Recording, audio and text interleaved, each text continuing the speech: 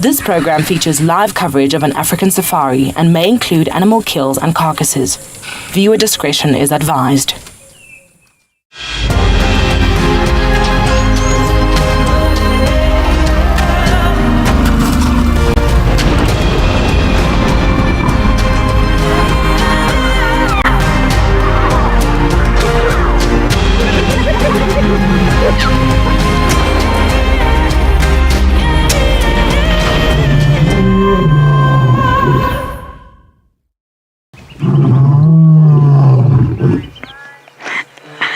Good afternoon, everyone. Good afternoon. We are out and about, which is fabulous. And my cameraman is doing a wonderful job of just showing you the skies, which are still very cloudy even, but as we pan over to this side, you'll see that there is a lot of blue sky. The sun is shining and it just is absolutely fabulous in every way, shape and form. This morning was not so fabulous, I'll tell you all about it. But my name is Lauren and I do have Owen on camera this afternoon, and we're just stopping to appreciate this because I do think rain might come this afternoon. We had a lot this morning. It's said that in some parts of the reserve we had over 100 mils of rain. When I woke up to that lightning storm, I could not believe it. It was torrential. It was actually one of the best storms I've had this year. The year's only been going for about 6 days, but you know what I mean. So we're out. We're going to be really cautious. No off-roading. Just really cautious of the roads. We're on an access road right now, which is absolutely fine. But we will just make sure that we don't go on any of those tricky roads like Hyena Road, for example, or maybe the Inyalas, and just stick to the roads that we know will be safe in the rain.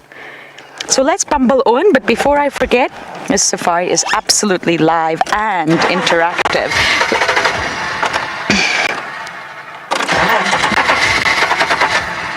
Live and interactive, so please do talk to us. Send in your comments and questions using the hashtag WildEarth on Twitter, or you can head over to the website and you can actually register. As long as you've registered, you can submit your questions there. If you're under 18, please do email us. We'll be alerted to them in a different way, and the email address is kidsquestions@wildearth.tv. Let's try this again, shall we?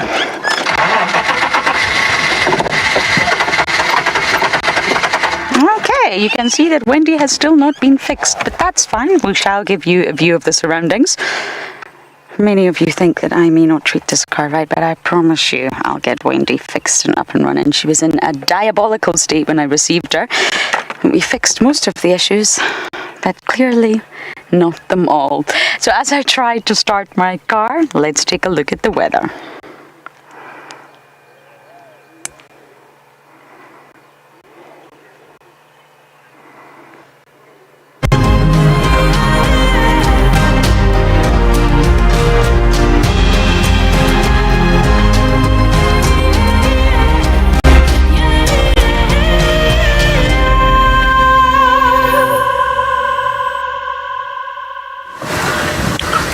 Good afternoon, everyone, and yeah, welcome to Djuma. It is nice to be out again. This morning was just torrential rain, big thunderstorm, lots of lightning, and so we couldn't take the risk. This afternoon you are with me, Rowan, I'll be your guide, and then Darby behind the camera, and we are just out for a bit of a bumble for the next half an hour to an hour or so, and then from there we'll probably head towards Titwa. Go spend a bit of time around there. And like you saw from the weather, it does look super cloudy. That said, the rain will hold off for majority of the noon, so we'll just keep checking it. We'll keep an eye on the weather. You know, we decided to keep the roofs off just because it's easier to film this way, and hoping, fingers crossed, that the rain does actually hold off. So far it doesn't really look threatening, and we'll just keep going as is. And a big puddle here, let me just slow down a little bit.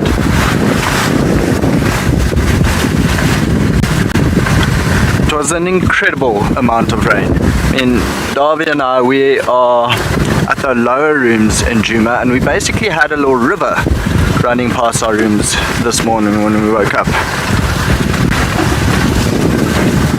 Nice to sleep in though.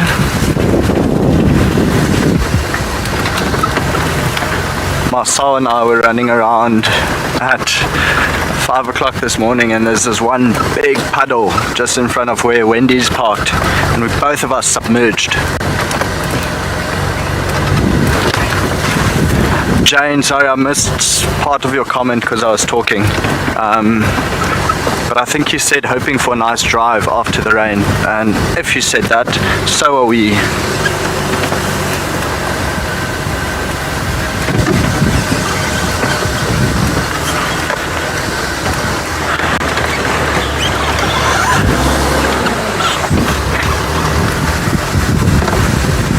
The nice thing is all the roads have been washed clean. I am surprised by how little puddles are around. Then I guess lots of sandy soil, so it might have just drained very quickly. I think the previous road we came off quite muddy, but then here you would barely say there was 10 mils.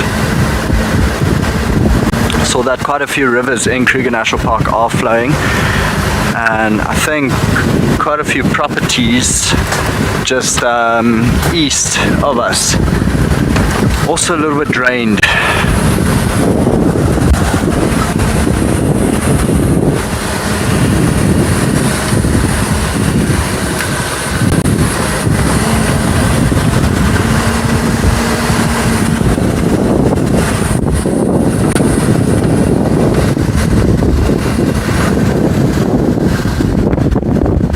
So secretly I'm hoping to find Marib's this afternoon, but like I said, about half an hour to an hour or so on Djuma, and then we'll start making our way towards Chitwa.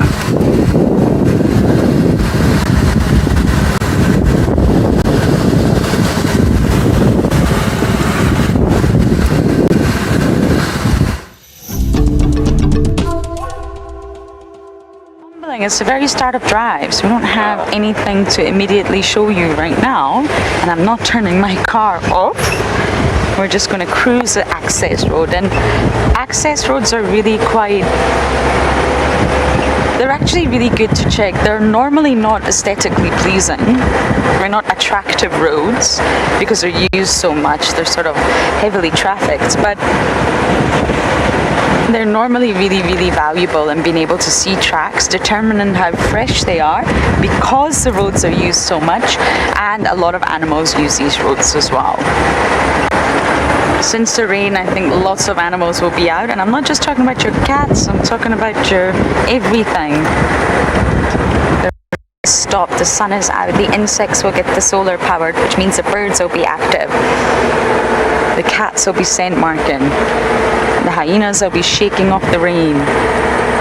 I think everyone will be moving, so I've really got a good feeling about this afternoon.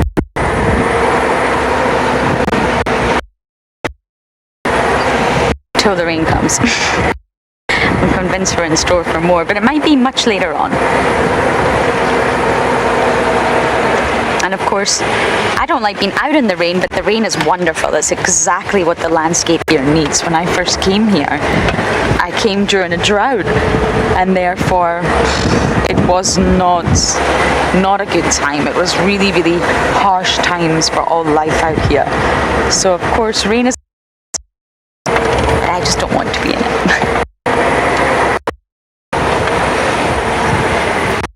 Big puddle. Ooh. Lots of big puddles. You've got to be careful when going through the puddles because there'll be lots of life inside.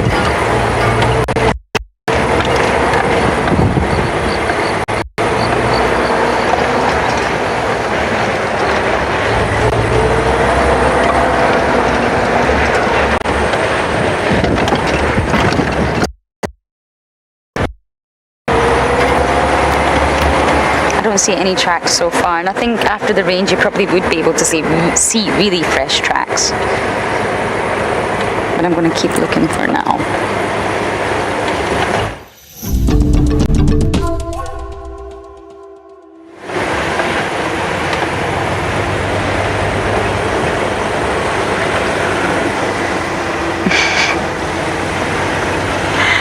Oh goodness, all the roads are incredibly puddled. I think a lot of roads will be out of. But both Rowan and I will be very careful. Davy will keep Rowan on the right path. Some roads are a disaster when it's been raining. And Vubu, Hyena, as I mentioned, the Anyalas, the Mowati. We won't go in the Mowati, not after 100 mils. But access roads and cut lines, we can work with them, that's for sure.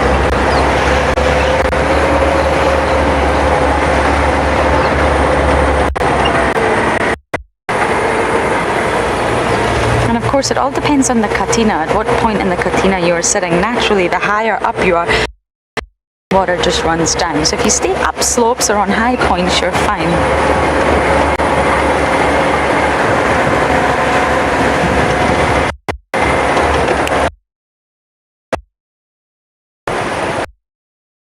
I didn't catch that name, but someone's saying it must be.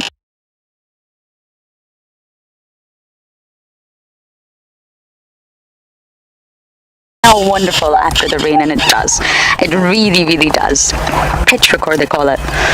The smell of this sort of environment in the ground and the rain after. The grass after the rains. And it's that really organic, wonderful, delicious smell that makes you feel alive. I love it. I mean, I love the most unusual smells. I think that a bull and must smells amazing, and not many people agree with me, I must say. They all look at me like I'm crazy, but that's okay.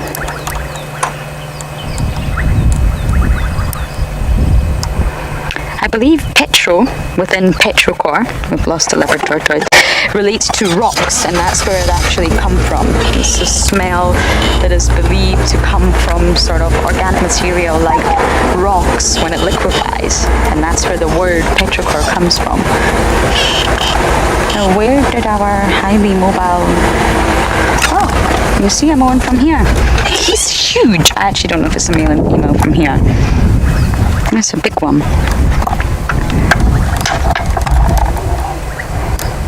I'm actually going to jump out, which means I'll have no comms. Don't worry, I'm not going to scare him or her or touch them.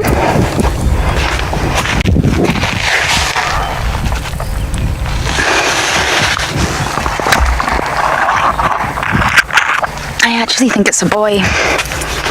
Hello, boy. Oh, you're big. They are the biggest of all the tortoise species. Can go up to 70 centimeters, which is really quite incredible. Slow growing, it takes them a while to get there, but they get there. And you can see exactly why they're called leopard tortoise. I'm sure I don't need to explain that to any of you. That coloration, that pattern.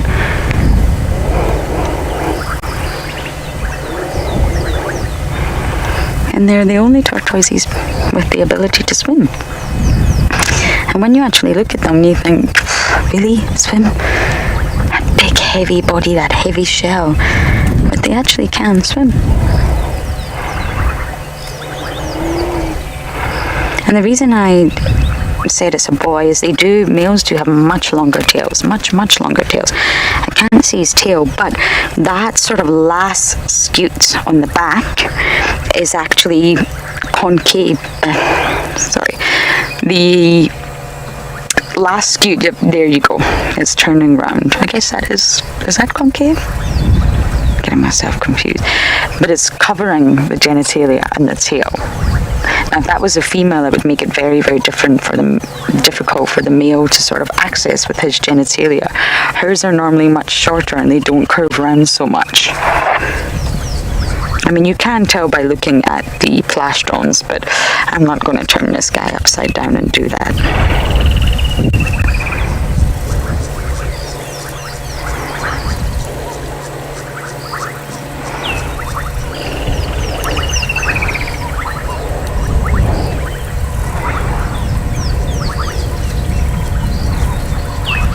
And to be honest, they only reach sexual maturity between about 10 to 15 years old. Ugh, gotta wait a long time.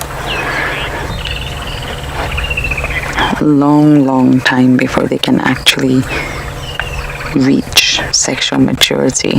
I guess similar to humans in a way. That's quite a long time for a wild animal. Linda, so many so many. All the top predators. I've seen hyenas with these guys in their jaws. I've seen lions. It's not easy to crack into them, but I think hyenas have no problem. And I've seen some big raptors pick up smaller ones. I mean, this guy's particularly big. I think he's a really older male. But some birds of prey will pick up the smaller ones, especially the juveniles, and sometimes drop them continuously to sort of break them apart, which is naturally not the most pleasant thing to think about. It's a little bit sad to think about it like that. But sort of leopards will also go for them. Rock monitors will eat the juveniles.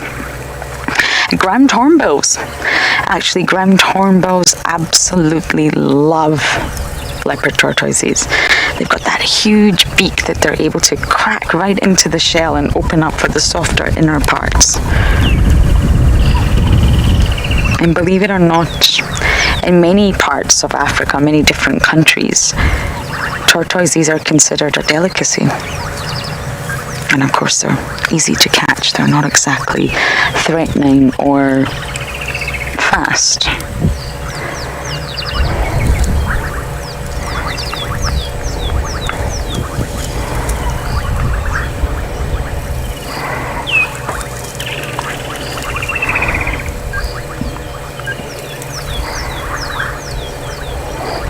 Okay, we're going to keep bumbling on and we're going to send you guys over to Pridelands to say good afternoon.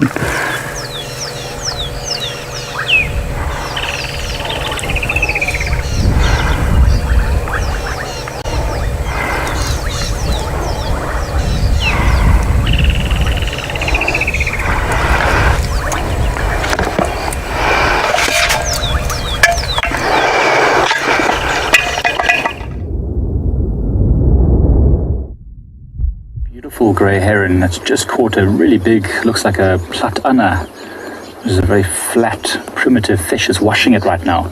Platanas can release a very toxic, sticky substance, which is disgusting. So that heron is trying to get itself a little snack, washing off the vegetables, so to speak. Hello everyone. Hi, my name is Mike Anderson. Behind the camera is BK, and this is Ecotraining's Pridelands Conservancy, where you're joining us at Leopard Dam. It's a lovely 26 degrees, a little bit humid, a little bit windy, nice and cloudy. And we thought we'd spend the early part of the afternoon, at least the early part of the afternoon, here at the dam itself, seeing what comes down. We had a very big storm this morning. Some of you might have noticed that we weren't on the show this morning, because we were having a huge storm. Now we'd like to see the changes. Oh, and now there's an impala joining that heron there at the water's edge. Those impalas have been making some small alarm sounds for the last 10 minutes. Not very persistent, but every now and again. So I wonder if there hasn't been some predator around last night or maybe this morning. Look how they very carefully approach into the open. And as soon as they're in the open, they stop to have a little scan. Some of them are seeing us, but we've been here a while, so they're relaxed with us.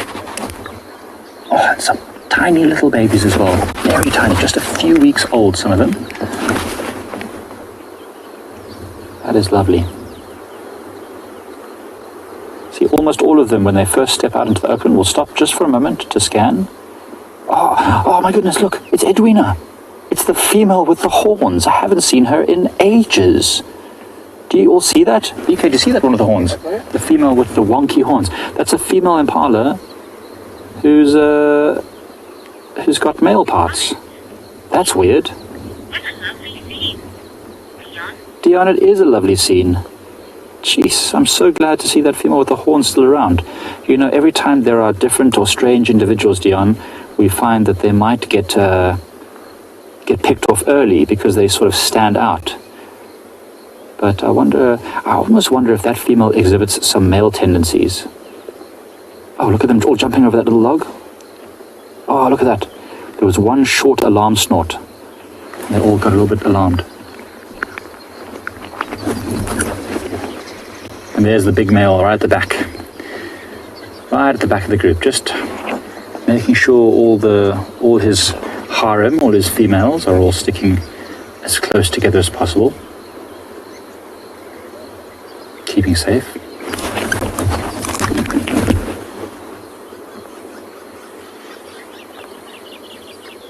how every now and again he puts his head down, just sort of nips at their haunches, displays his horns, just to keep them moving. I've never seen it before, but I know the gazelles tend to kick the females. That's actually not a very old male, to be honest. See how his horns are still coming? There's the old male at the back. Sorry, I was looking at the younger one. The old male is that one that's just come past the log now. And there they're off.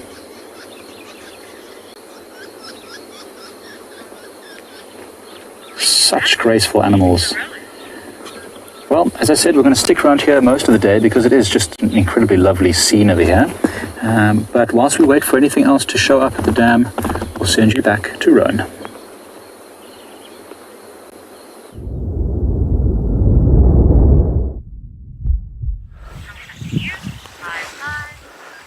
Mikey, good idea. We might actually do the same and go past Twin Dam in a little bit. First, what I want to point out is this track. So I'm just going to hop off the vehicle quick.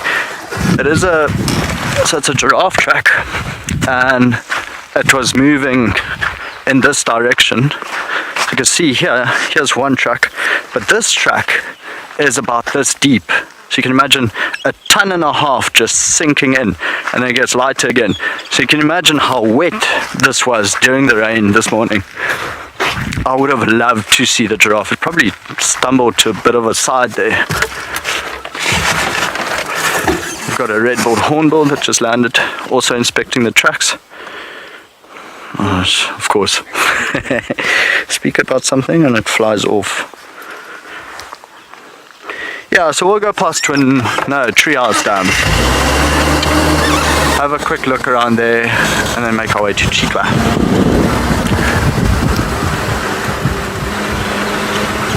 There's actually a lovely flock of birds here when we stopped. There were grey hornbills, some white-crested helmet shrikes, now the red hornbill. There's also a lilac-breasted roller, but then I wanted to inspect the tracks, so they all flew off. I'm sorry about that.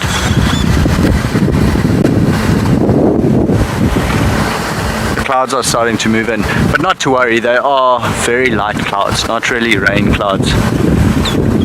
But as you can see, it's starting to come across us now. I'll pull off to the side a little bit, which is quite nice for us because it's blocking the sun.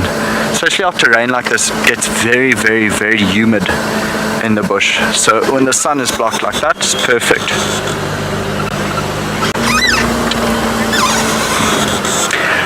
Gail, this is actually rather ideal because everything we see is fresh. Like with that amount of rain, literally all the tracks from yesterday afternoon, yesterday night till about, I think the rain started at about 10 to 4 or so. Till then, would have been washed away completely. So you can see, I mean, the road literally looks like a clean slate, a clean sheet of paper. So anything that walked on top of it now, you'd be able to see. But it would be more ideal if the sun was out, because then it casts a little bit of a shadow in the track, because of course when they walk it gets slight bit indented, except for the giraffe now, which is so heavy, so the indentation is about that deep. But this is rather ideal. Saying that, it's only ideal for today, because should this bake more and more in the sun, it's just going to harden up, and then say a lion or leopard walks here, it would just completely disappear. Some warthogs right in front of us, just feeding around a little termite mound. Got its eyes on us.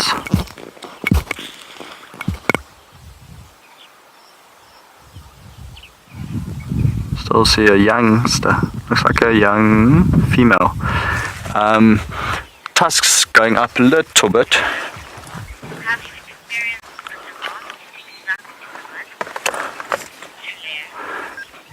Tulio?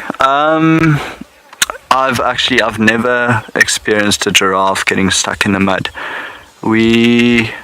So far I've only seen impala and kudu stuck in the mud, and that was a bit of an issue because when you work out here, everything's supposed to be a natural system. So impalas, kudu, anything really getting stuck in mud, we're supposed to let it be. But then, the question comes up, it was a man-made watering hole. So the watering hole is created by man. So should it truly be there? So we ended up towing out one impala. We tried to tow out the kudu. Sadly it eventually died. But yeah, ethically you don't really know what to do, because it is a natural system for animals to go to water and sometimes get stuck. But then is it a natural system because the water or the watering hole was man-made? There's some food for thought. Looks like both of the warthogs are now paused on the road. Both of them rather young. There's some piggies behind them, much younger. As you can see, even the adults, it was a squeak in the brake, just sent the piglets running the other way. Quite curious, eh? See the teats on the first mom and the teats on the second mom. And then of course they disappear in the long grass as they go. You can still see the tails up though. I find it to be the funniest thing out here in the bush.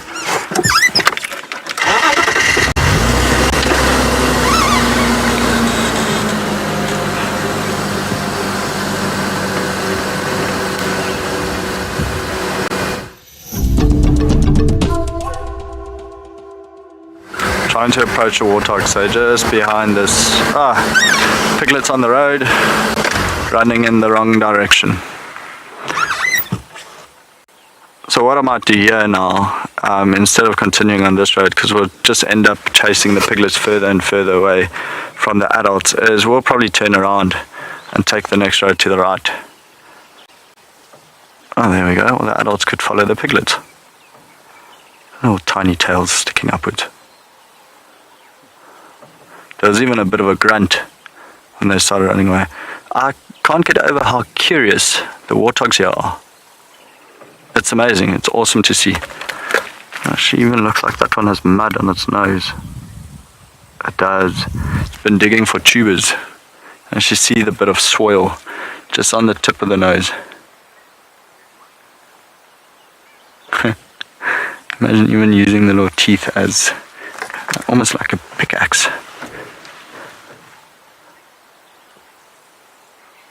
It's really not a pretty animal, but I found the piglets very, very, very cute. I think I told you the story about Pip and Squeak yesterday that they found on a wildlife estate in Hoedspruit. But these look very healthy, even standing guard. I think they are as interested in us as we are in them.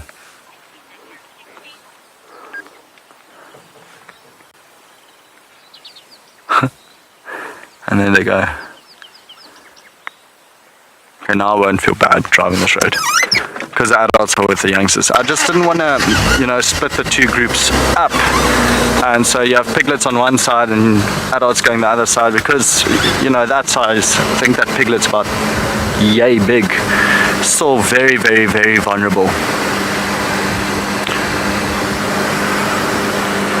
So I don't want to cause a family split. So just keep slowly going. Oh, they've got the cutest tracks. They're about this size. Shame. Very, very cute.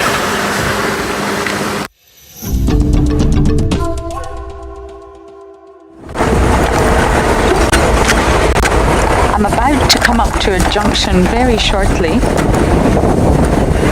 I'm going to have to make a decision. I'm not actually sure which way I want to go. I want to end up at the hyena den, but I just wasn't racing there because I thought the weather's just starting to settle. But I think Rowan got lucky with Ribbon yesterday, met Ribbon, so all is good at the den. And I'm almost forgetting to tell you, so we had a wonderful evening with Marie yesterday, not a wonderful evening with Wendy, but that's okay. On our way home, we saw all the clan. We saw, that was Swazi. We saw lots of youngsters, lots of sub-adults, 3 adults. Sorry, it's really difficult to identify at night time, especially when you don't have spotlight. And Ribbon. We followed Ribbon all the way to the Dan camp. She walked right in front of the Dan camp, then proceeded to go into our camp in front of us. And I just saw this little nubbin, this little stump of a tail. I've not seen it properly because she's normally lying down. Just a little stump. She's looking skinny, not starving. She's looking, sorry, that's the wrong word. Let me take that back. She's lost muscle. And that also tells me that she's not the matriarch. Although we know that, and we all believe that Corky's taken over. Just her physique is not as big as it used to be, because when hyenas really are the matriarch, they will fill out. I'm just looking for any signs of tracks. And they absolutely will get bigger, they'll put on muscle, their bone structure won't change, but they'll become much stronger. And that's what life at the top is all about. That's why everyone wants to be at the top. You get better access to food. I mean, if your clan mates kill an impala, you can literally just walk up and steal it off them. Because you're at the top, you're the matriarch, you're the boss. So really, you're in a good position. And I just feel Ribbon has lost a lot of muscle mass. She was looking small last night. But she's still alive, she's still well, and she's still absolutely part of the Juma clan, and she's still got cubs.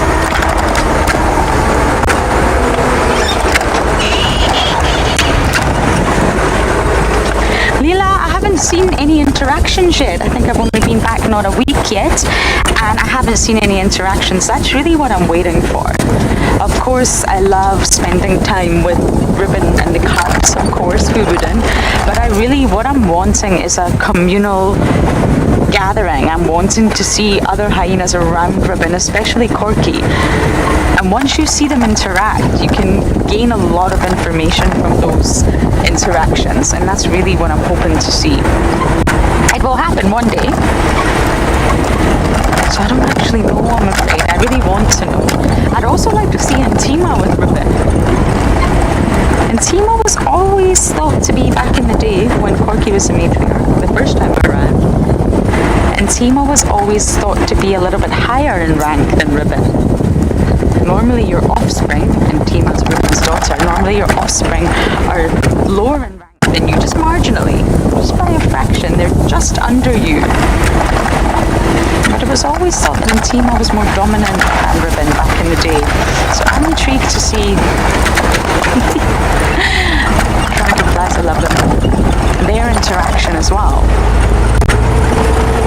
But anyway, Chris Rope the other day actually mentioned about the little Gowrie hyena den. And I have spoken to the guys on Little Gowrie, so they're going to keep an eye on that den as well, just in case, you never know. The more eyes, the more ears, the better.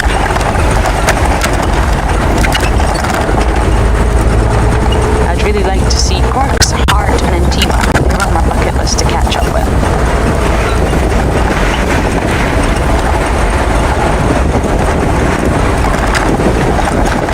This terrain, this hard sort of compacted sand is going to be really difficult, but we'll try to see if anyone's going this way.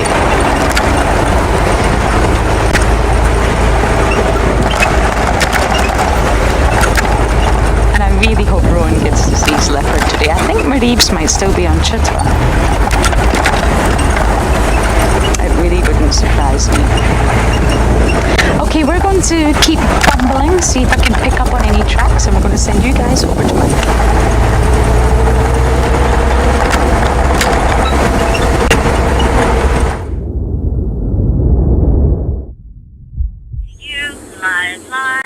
So we are currently looking at what appears to be a lesser masked weaver that is busy building its nest underneath the nests of the red-billed buffalo weavers, and it's very interesting.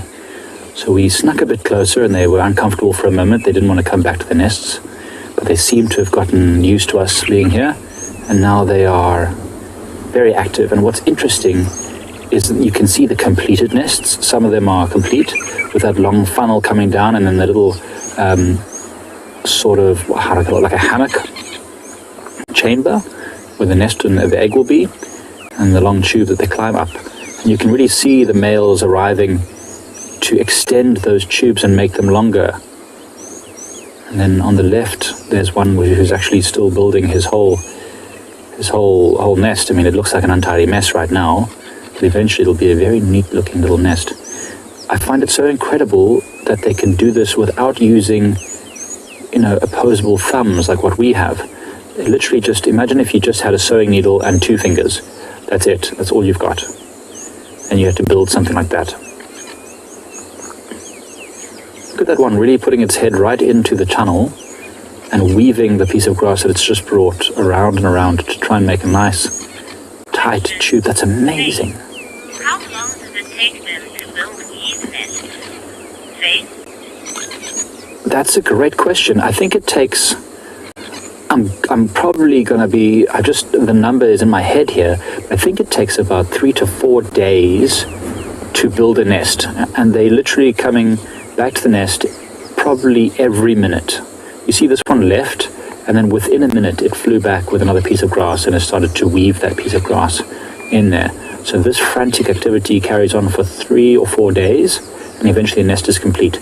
Now, with some of the species, the female will then choose the nest. I mean, the males might make multiple nests, and the females will choose which nest they like best, and then he'll mate with them, and they will go inside and lay their eggs. And then he doesn't really have too much parental care apart from feeding the female probably occasionally. But if she doesn't like it in some species, they will actively destroy it and make the male build another one. Well, it's all about location. She likes the location, but not the house itself, which is quite interesting. Oh, I really would like to see. Okay, so this one here looks like it's probably been working on it yesterday and now today as well. I mean, I don't suppose it would have been doing much this morning. It was raining so much. So let's time it. Let's come back here and check over the next few days and see how long it takes this particular nest. Which one is it? Second from the left. Yeah, second from the left. Let's see. I'm leaving in 2 days. So let's see if they complete this one in those 2 days. Before I leave, that'll be an interesting little thing to learn. And now they make the nests like this for a whole variety of... Look at that, back again. He left, and literally within 20 seconds, it was back again with another piece of grass. Now, they make nests like this, hanging underneath this one to make it more difficult for predators to get to. Imagine that red-billed buffalo weaver's nest is full of thorns. You can see that all those thorny ex-acacia branches. Not much animals like monkeys and things can actually get to these nests hanging underneath, so it's a very clever strategy. And it's also sheltered from the worst of the weather, and it has lots of attachment points. Jeez, these birds are clever. Oh, and there's a spectacled weaver as well on the right. Oh, it's a party.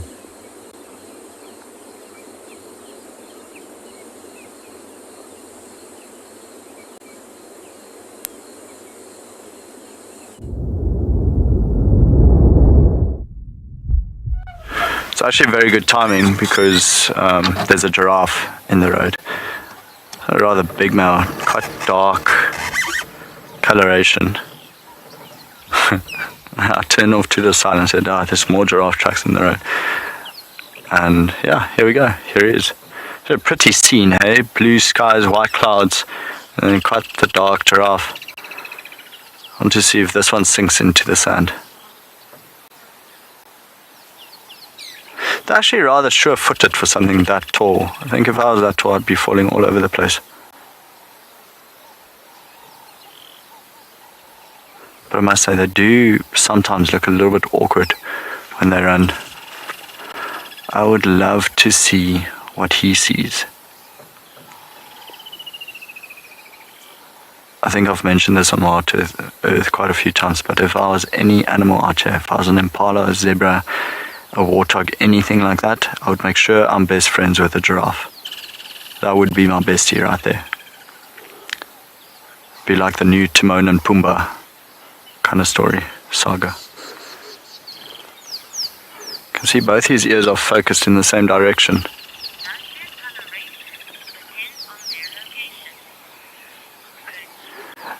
Beneath, not really. So the coloration it's genetic. It's like someone having blue eyes or green eyes or brown eyes. So all of that has to do with genes rather than their coloration. I think in the old days you used to think that the lighter giraffes were younger and the darker ones were older. I think, or the other way around. Can't really remember. It's a long time ago. Actually lovely how that pattern blends into the bush, the guaris in front of him. There might be another male giraffe off to the left that he was looking at. I mean, he wasn't really very determinedly looking in the one direction. It's just that, you know, he stopped face there and then both his ears were focused on that side. Quite a cool shot as well. He's just following the path. And like any other animal out here, you know, why not walk on the path of least resistance? So follow the vehicle track. Which is why earlier I was saying that, you know, today would be quite a good day for tracking. Exactly because everything is going to try to follow the vehicle tracks. Especially your cats. I mean, they're not really a big fan of water. So why walk through wet grass when you can follow, or can you just walk on dry sand? And less sticks and less grass seeds sticking to you. Now it started feeding. You can see that long tongue gripping every now and then when it wants to get to the taller branches.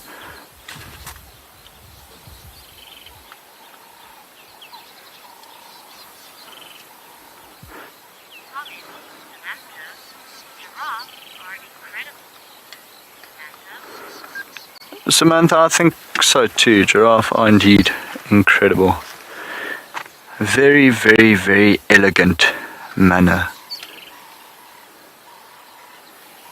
Even when they walk, when they run, it looks like they're doing it in slow motion. It's just, you know, Africa's top model.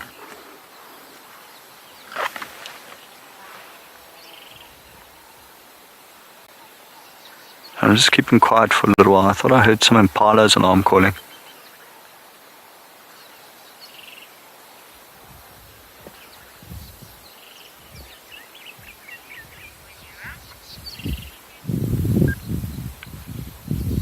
So it sounds like it's distant, but it might be impala's alarm calling. I need to go check past the giraffe. Let me just go investigate. Might be quite a bit further away.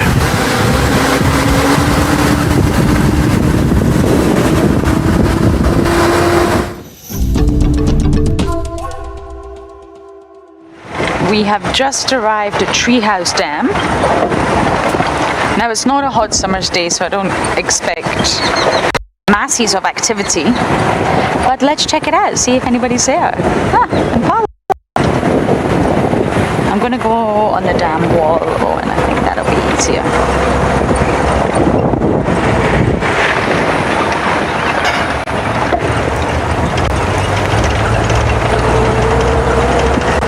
Dams are not so busy anymore in summer. Animals don't need to congregate there because water really is so plentiful. You'll find water. Is that the marula fruits? Oh my goodness, the marula fruits have fallen. How wonderful. I've not had one yet. Let's just soak in the scene here and see what's going on around Treehouse Dam.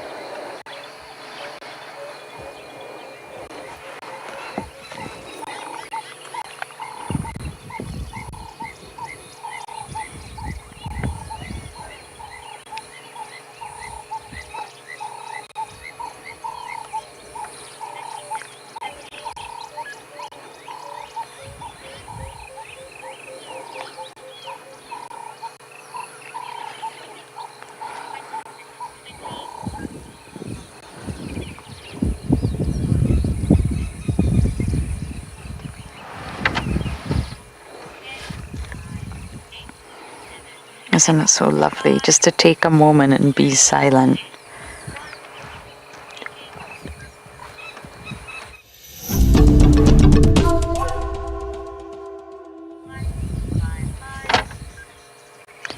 We have arrived to Treehouse Dam, but on my way here, and I'm going to reverse, I just saw marula fruits on the ground. Have you had a marula yet, Owen? This year? Sure. I haven't. I didn't realize it all dropped. I normally gauge the one on quarantine. And that one hasn't started dropping yet. Of course, it's only the female trees that do this. Oh, wow. Okay, I'm just going to jump out and collect some. Bear with me. There's none that look edible, which is rather sad. So I'm not actually going to eat one, but I think I'll collect some to show you all.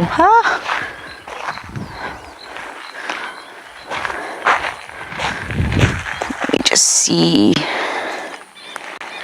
Okay, here we've got a little collection. I can't wait to start snacking on the marula fruits. How exciting. So naturally this one's bad, but here we go. This is the marulas. And just going to see if I can find my porky pointer. Excuse my hat. So this is clearly an unripe marula fruit, so they can fall like this. And it's really, really hard. I mean, you have to really pierce to get into it. It's not sort of anything that you want to eat, and it probably really wouldn't taste delicious. So they start off this color, and you can naturally see from the size of my finger the size of marulas. They're tiny. They're really, really not that big. And yet they've got so much more vitamin C inside them than an orange. And the amount of nutrition inside this fruit is jam-packed. So then when you move on to this one, you can see the yellow color. Now it has started to rot. So we won't really eat that, although I'd love to eat one live. You can see there's an ant. I'm going to leave it with you guys. But that's the colour you want when you're going to eat a marula. And most South Africans will know this, but you really want this yellow colour. And here, it's also broken, but you have the marula sort of stone inside. And it's normally got 2 holes, and it actually looks like, I think this one's not going to work, but it actually looks like the end of an elephant's nose. And of course, elephants love marula fruits, as you know. Why do they love them? They're tasty, Nancy. To me, they taste like a lychee. I know South Africans say lychee, but I say lychee mixed with rambutan. That's what it tastes like to me, maybe a little bit of a squish of apple, but they're very, very sweet. And of course, elephants love them because, well, they're tasty, jam-packed with nutrition. This sort of nut, they call it, sits inside of here.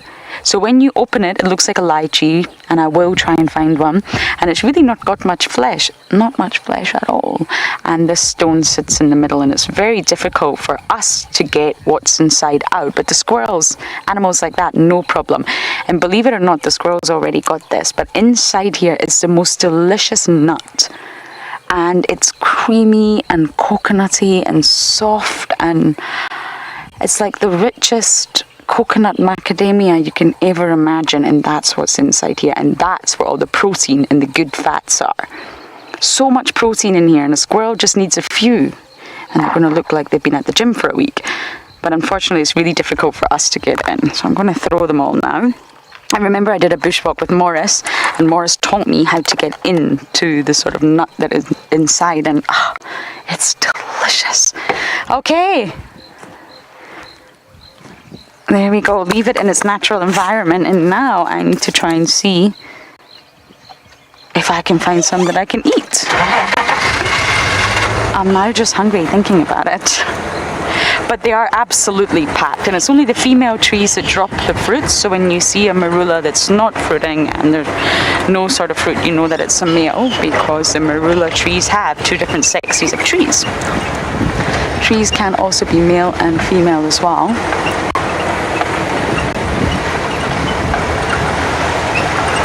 I'm so glad.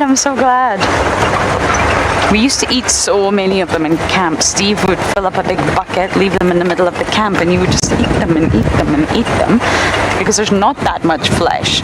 And before you know it, you would start to feel a bit, oh, I think I've had far too much sugar. But if I find a good one, I'll eat it for you. And South Africans, of course, know about marulas. But if you're not from South Africa, then it's probably a brand new fruit for you to see. And they're just the best. And there was a lot of theory for a while that elephants got drunk eating rotten marulas like that one I just showed you. But of course that's not the case at all. It's actually a really horrible story where the elephant was fed and medicated and darted, and it wasn't from marula fruits after all. Inebriated pachyderms. I think that's something you want to come across. I don't want to meet a drunk elephant. No, thank you.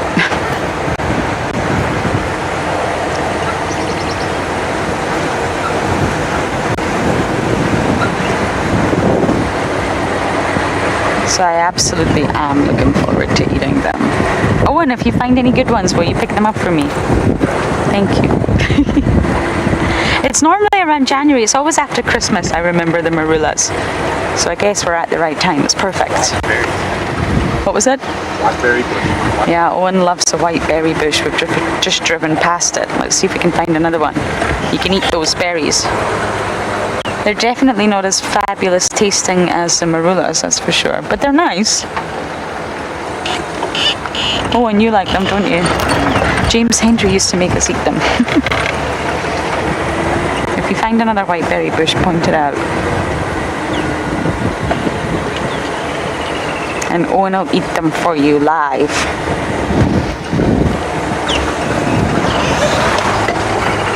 Okay, this road's not looking too great. I know I'm doing a lot of driving, but I'm trying to get from dam to dam without taking any of the dodgy roads, if that makes sense. I'm trying to make sure we don't drive on any of those roads that are going to be really waterlogged. So, as I bumble,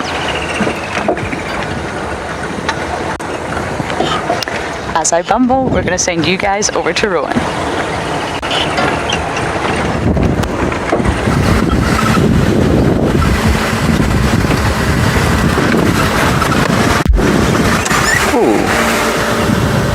Leopard tracks, but no fruit. Also, actually Carvey, sorry, just reverse for you.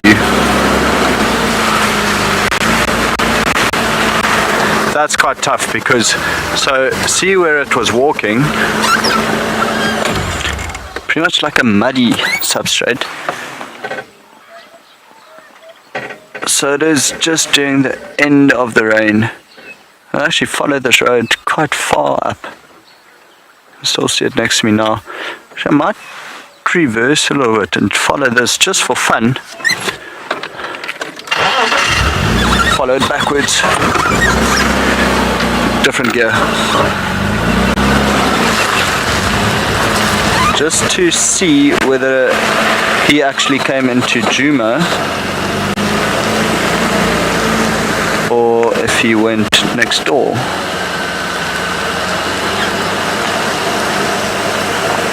Looks like he's more veering off into our side, which is good news.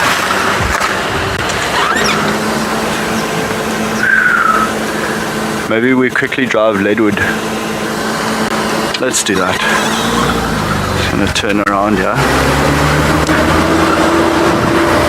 So today, sadly, we are not allowed to off-road, which does make sense. I mean, with this amount of rain, once you start going off-road, you actually compress all the vegetation and the soil, which means nothing is going to grow there. I'm pretty much just hoping maybe something is sitting on the road for us. Looks like a rather large male. Quite a nice round track.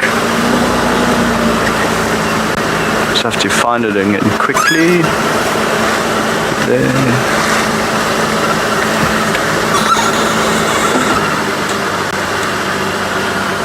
So here where we're driving now, it's actually quite hard already. So it's tough to actually see the track.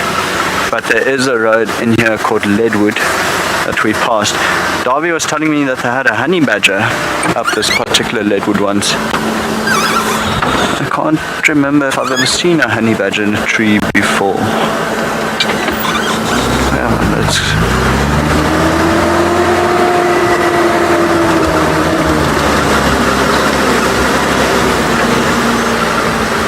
See, I don't know how I missed that, but did miss that.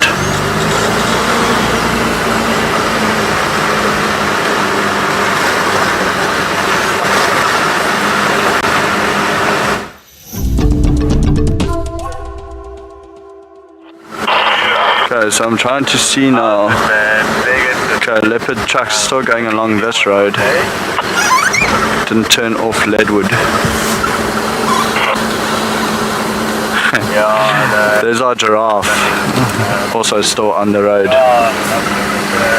Actually, funny enough, when we drove past it, it stopped and looked in that direction for quite a long time. So he stopped next to it, but couldn't see anything. So Darby's saying truck's on his side, still just walking straight down. Veered off. So sorry, I'm quickly gonna jump off here and just have a look exactly where they went. I'll try run you through. Oh no, sorry, they're on my side again. Never mind. I've done that before. We had a guest that dropped a cap, and so I went back in the afternoon to retrieve the cap, and without looking around, jumped off.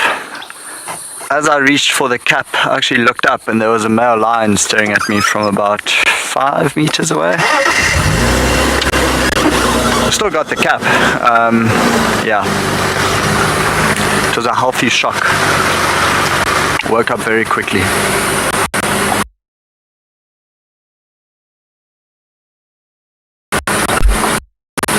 Or it'd be nice if he walked into the Mawati. Should actually be able to see his tracks here.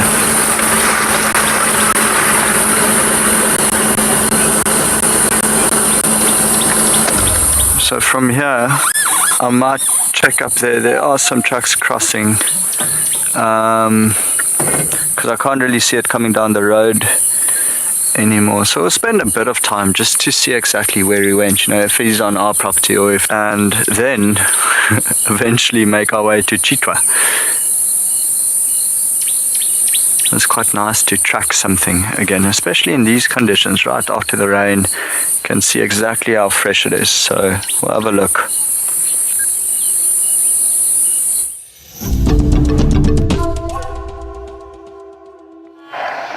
We found a white berry bush for you all.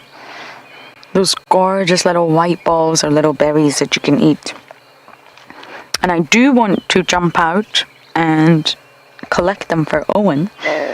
But sadly, we have a pachyderm problem. It's not a problem, I'm overjoyed. But I think I have to reverse for Owen here. That's a bum shot. Let me just go back. So naturally, I can't get out the vehicle right now. But Owen, I'll feed you later, don't worry. How's that? I haven't seen an berry in a few days. No, that's not true. I saw them yesterday. Shut up, Lauren. The lover of the marulas. Now, going back to that story about the drunk elephant, I'm sure many people know it, and it was a 2006 study. I won't forget that, and it was actually in a journal. Now, when you want to know facts about the wildlife, you should always look at literature, scientific literature, stuff that's published. And this was actually published in the Physiological and Biochemical Zoology journal, and it stated that basically the elephants get drunk. They get drunk off marula fruit because it's fermented on the ground, or maybe it's fermented in their stomachs. But since then, it's been completely debunked. I mean, it's really, really been debunked, and that 2006 study was apparently really false. And for one, elephants don't eat the rotten fruit. They're very fussy. They're fussy drinkers, they're fussy eaters. They don't eat the rotten fruit. Would you eat rotten fruit? No, neither do they. They eat the fruits right off the tree. They want the delicious ones right off the tree. And yes, sometimes they come and hoover up the fresh ones on the ground before we even get the chance to get them. It's a competition, but it's the fresh ones that have just fallen. So that's number one. Number two, the fresh fruit really doesn't spend enough time in the elephant's stomach to ferment and therefore begin to produce alcohol. That just doesn't work like that. It doesn't spend enough time in there. It passes through the elephant's digestion system. Third, if the elephant really did eat the rotten fruit, which it doesn't, but if it did, it's estimated that an elephant would have to actually eat around 1,400 pieces of extremely rotten fruit to even begin to sort of feel the effects of the alcohol. 1,400 marulas is a lot, and although elephants love them, it's highly unlikely that scenario would ever happen. But they do love ripe, delicious, sweet marulas, that's for sure. No wonder. And I mean, marulas are found all throughout, well, sub-Saharan African countries. 29 sub-Saharan African countries, actually, you'll find marula. All the way from Cape Verde, Ethiopia, South Africa. It's not unique to South Africa, but it's definitely unique to Africa. And it's funny, we wait for this tree. I'll show you it on quarantine. It's a huge female marula, and we wait for the fruits to drop because it's really accessible to us, and we also want to eat them. But very often, by the time we get there, the elephants have hoovered up every single marula, which is rather unfortunate for us.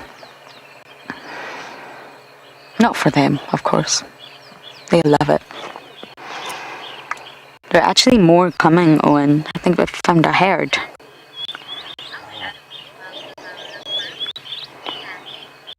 Sandy, yes, absolutely. They love it. Many do. The squirrels, as I mentioned earlier, they go right for that nut. That nut. You know what I'll do? I'll find some marulas and I'll crack them open in camp because it's not easy. And I'll bring them on drive and I'll show it to you just for any of you that haven't seen that. And the squirrels go right for that nut. The flesh is the part that is really high in vitamin C, and it's 4 times more than your average orange. But the nut that I'm talking about is really, really rich in protein that I mentioned, and I'm pretty sure it's got your omega-9s, omega-6s, the ones that really hydrate and nourish and do all these wonderful things for your body. So there's a lot of nutrition in there. So yes, a lot of animals enjoy marula fruits. Actually, Owen, I think I can help you here. I'm being a bit useless. Oh no, wait, there's one coming. Big one coming from the left. There you go, you've got it.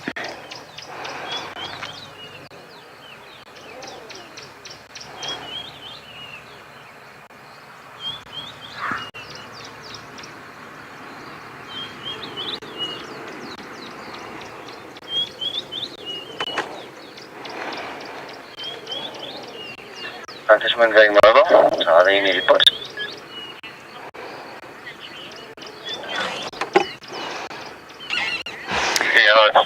I'm just going to pull over on, there's a vehicle that wants to get past us.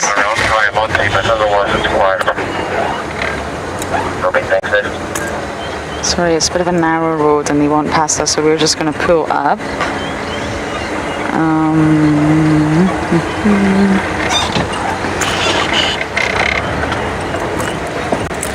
There we go. How's that, Owen? Have you got a view? Yeah. I'm just signalling to them that they can go if they wish.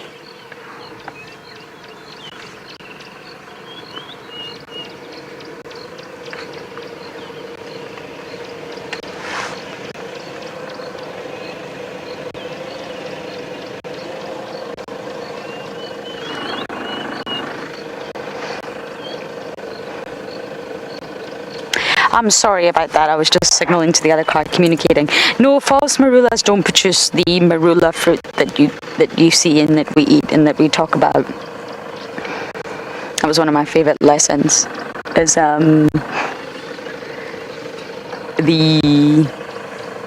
when I first came here. How do you tell the difference between a... How do you tell the difference between a false marula and a marula? And James said, looks like a marula, but it's not. There you go. That's how you tell the difference between a marula and a false marula. It looks like a marula, but it's not. And that is actually very true. Terrible advice, but true. And of course, we've got those 3 false marula trees in a row. They're very small and just off central Drakensberg. And they're beautiful trees. If we drive that way, which I think we will, I'll point them out to you all. And you can just think to yourselves, looks like a marula, but not. So I'm going to enjoy these Ellies for a little bit longer, and we're going to send you guys over to Mike.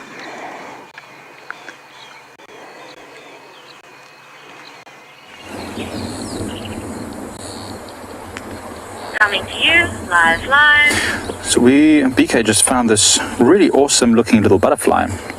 Every now and again it was opening its wings and you could see these beautiful orangey patches inside this dark brown color. Now, I don't know exactly what species it is, but I believe it's called a brown. I mean, I've seen them in the forests before, up on the edges of the mountains, and those are called forest browns, and they've just got the one orange patch. This one's got a double orange patch. You can see it's really, really pretty when it opens its wings. Very well camouflaged with the leaf litter. So it's a brown butterfly, not a very imaginative name, just called a brown. They are nectar eaters. We'll be looking for plants with a bit of nectar to suck on, really just for the energy. Their main consumption is happening when they are caterpillars, when they're in their juvenile state. But wow, such intricate patterns. I almost wonder if that the dark patches on each corner of the wings, I wonder if that is maybe a type of like a distraction coloration. BK is being attacked by some sort of biting insect and he's keeping it together very well. I'm very impressed. BK, I can't see it. I can't help you. But yeah, I wonder if those little dark eyes there, when it opens its wings, if that acts as a kind of a scare tactic. I don't know if it's called a distraction display or a startle display. See, now it's got its wings closed, trying to remain hidden from me because I stepped out from the side of the branch. And now it opens very slowly. But if it was hiding from me and I came very close, it might open its wings very abruptly, and that could then potentially frighten the prey, the predator away, thinking that it's a larger animal that it's hunting than it thought. So if any of you back home are lepidopterists or butterfly enthusiasts, please feel free to send your comments on what you think this is, this particular species. As I said, I think it's called a brown, but could be like a bushveld brown or something like that. I don't know exactly, but this is a fresh one. I wonder if it's even still, you know how the tip of the wing looks a bit bent there, and it looks very fresh in color. I almost wonder if this one hasn't just recently pupated or come out of its chrysalis, and that's why it's not flying away. Maybe it's still trying to stretch its muscles and its wings out. That's so cool. Well spotted, BK. Good job. BK's got an incredible set of eyes. I mean, I guess that's what comes from being a cameraman. You're always looking at details. Really, really cool. And there's so many butterflies at the moment, but most of them are very, very fast. This one is sticking around for us, but generally, for the most part, they are very fast and erratic flyers. Now this one here is almost certainly a female. Can you see how the antennae are very narrow? Generally speaking, male butterflies and moths have antennae that are more feather-like. You see those antennae on the front of its body.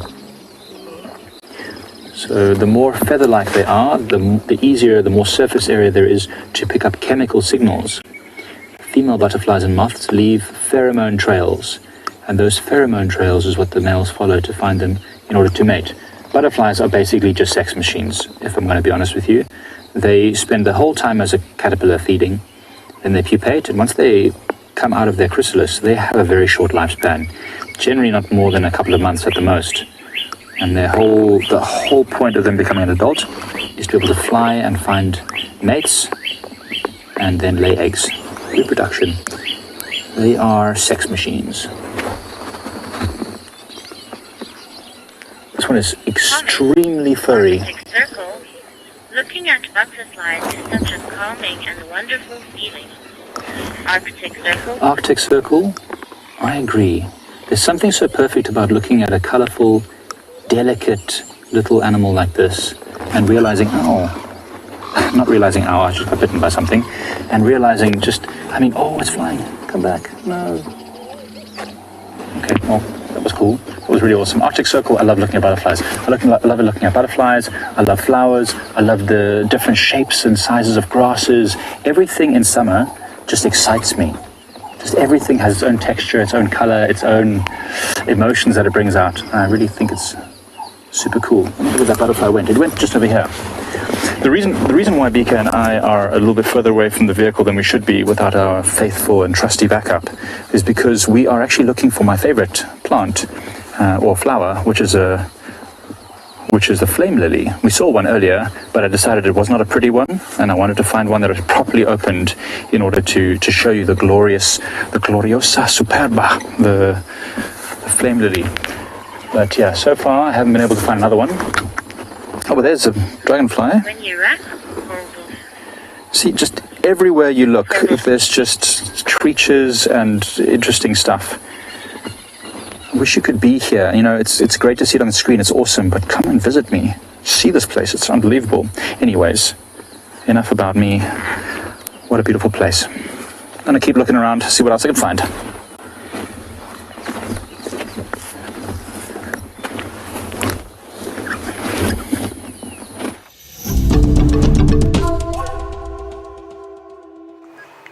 We're just watching the ellies that we've managed to catch up with. Oh, happy ellies. Wet vegetation, which means they also become hydrated. It's not that hot. Don't need to spend much time going to water holes. It's a good day. I haven't spent too long with elephants since coming back, so we're just going to sit here and really enjoy this moment.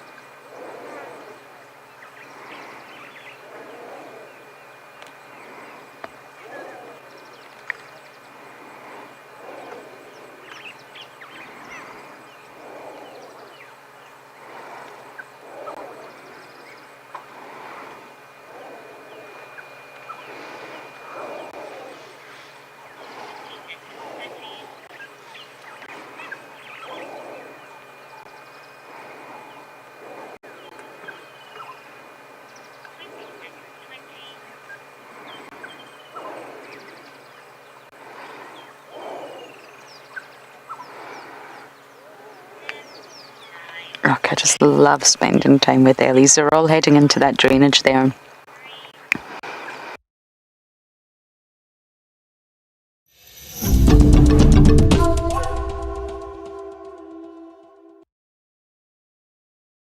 Right next to the drainage line, just south of Ellie Carcass, and this is a drainage line that the hyena den sits on. To give you some context, I found my map. Someone had threw it, but we'll bring it out in just a bit and I'll point out the den for you. I know some of you know, but someone asked me the other day and I really sadly didn't have my map, so we'll point that out in just a moment once we figure out what these ellies are doing.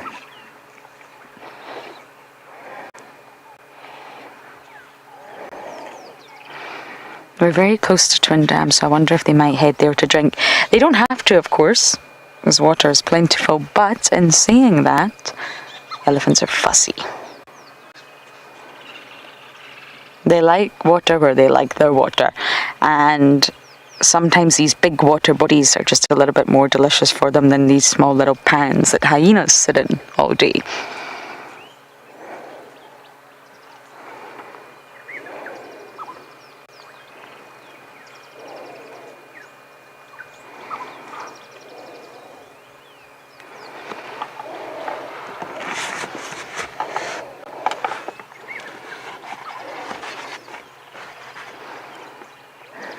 Oh, and I'm just going to try and edge forward just a little bit. I just want to see where the rest of the herd have gone. It was quite a decent sized herd. I need to avoid this.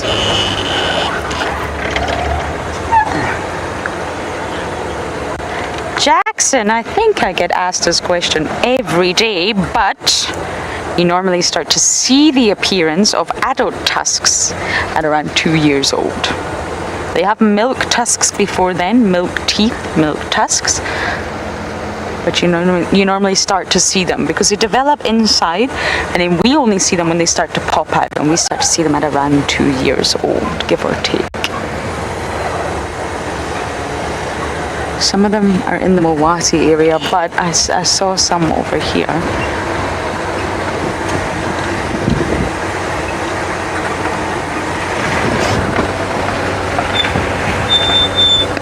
Owen, can you get that one, or is that...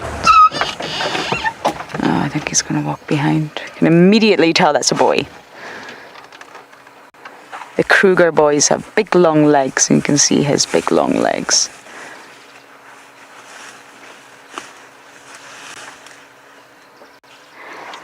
Well, that's not the best views, but we'll work with it.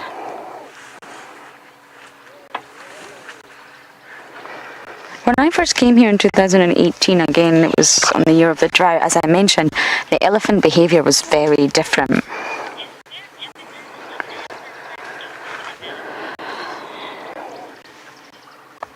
Did you catch that name, Owen? Lamkumi. I didn't quite catch it. Yes, we get tuskless elephants everywhere. We see tuskless elephants regularly. Hello, boy. Yes. Yes, we see you. It's a young boy. It's very common, and unfortunately it's becoming more common. They believe it's due to anthropogenic pressures that we're seeing more and more tuskless elephants, which is obviously genetic, but clearly there's change at play. In terms of elephant genetics that we're seeing more and more elephants without tusks, which I think if it really doesn't affect their life cycle too much, then maybe it's a good thing. Maybe evolution is working, Red Queen's at play, and it's in their favour for a change. It's about time it worked in their favour. But of course, they do use their tusks for many functions out here. I'm not saying that. But if it means that the populations won't be decimated for ivory, then maybe that's the way it has to be. I think they've all gone in. They were not going to go in the Mowati, obviously, because of the water.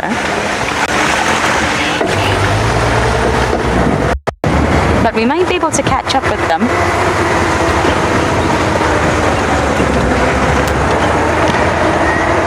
Okay, the hyena den's just around the corner. I'm going to check what's happening there, and you guys are going to head over to Mike.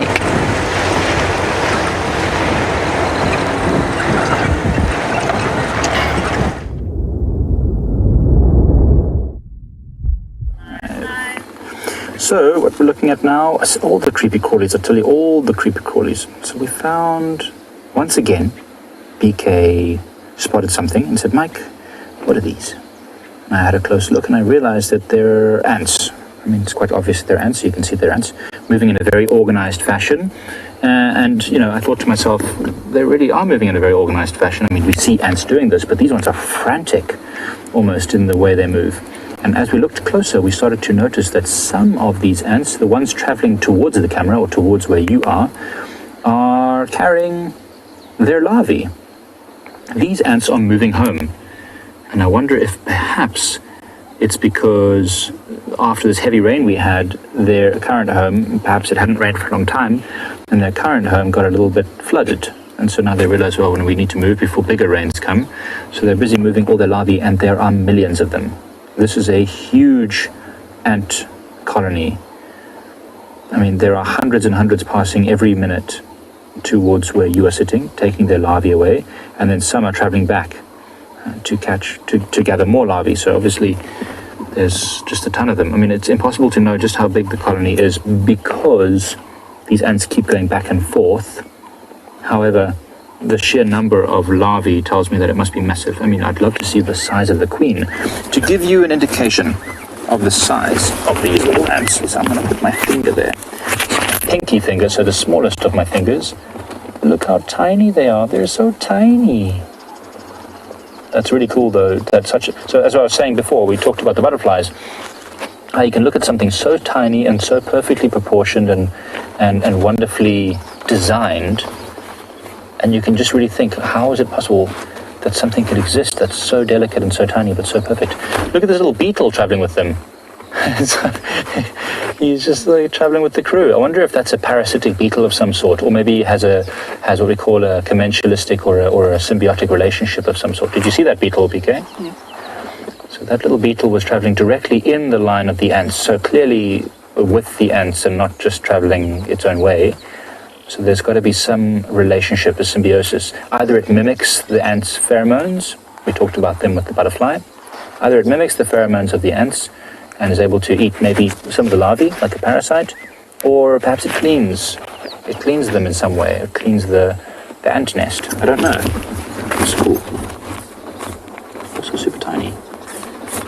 And they have, through the course of their marching, started to clear a small pathway. You can see literally where the grains of sand have been pressed down over here all the way through there. And anything that falls in their way will get moved by the ants. And I'm not going to put something on their pathway to show you because that's just a little bit unnecessary.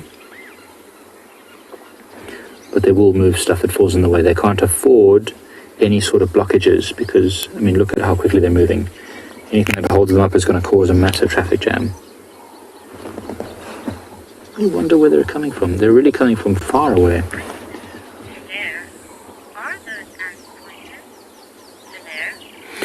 There, I'm not sure if they are poisonous or venomous in any way. The only way to find out would be to sort of get stung, I suppose, or bitten. But I don't really want to do that, and I don't want to disturb them either because they've got youngsters.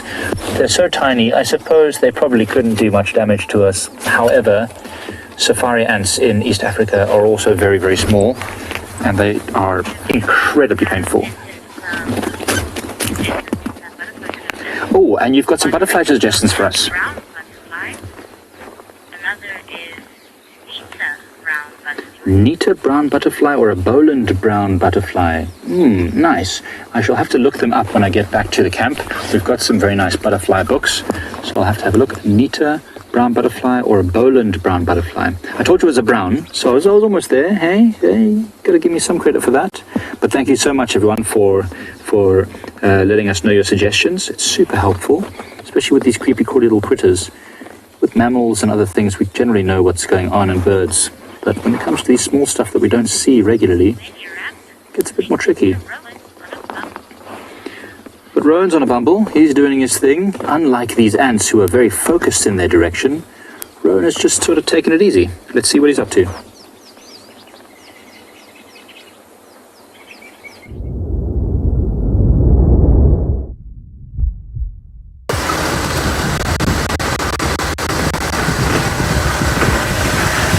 Okay, so we're in Chitwa. Actually just looping around the property a little bit, and then we'll go past the dam again. The tracks we were following of the male leopard, so it crossed through the Mawati, and it actually, the last track I saw was at the junction with Twin Dam Road. But see, that's the thing about a cut line, is you have so many people driving this, it's hard to determine where the last track goes unless you actually spend a bit of time on foot and you just carefully investigate that area. So yeah, I think for now, just carry on looping Chitwa, take a bit of time, enjoy this part of it, and then we'll go back there a little bit later after passing by the dam, or maybe Marips comes out, maybe he's somewhere around the dam, and so yeah, we'll just keep doing this. It's also quite nice, so even here we are driving roads that they haven't driven this afternoon, so we are checking areas that hasn't checked yet.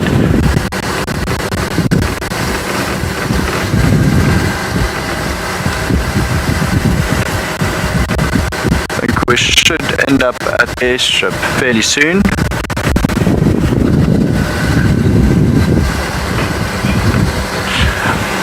I hope so, Ray J. I like it. I like it. I am going. I need to find a spot. Actually, that would be real nice. But I've been listening to the radio now than I did. And yeah, no talk of lions just yet. What they were saying earlier was that there was impala alarm calling along the airstrip. They couldn't see anything.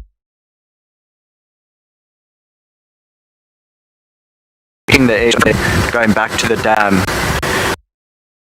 Again, luckily it's not hot now. So let me actually stop here and just listen if we can hear anything.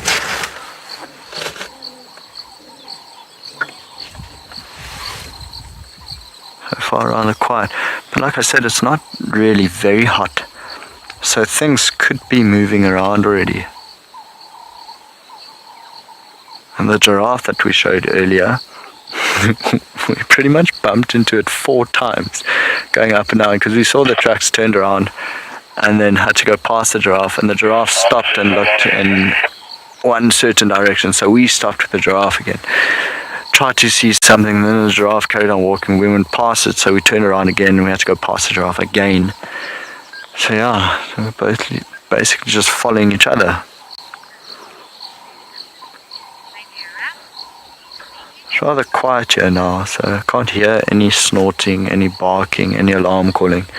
So I think we'll carry on moving towards the airstrip and have another stop there.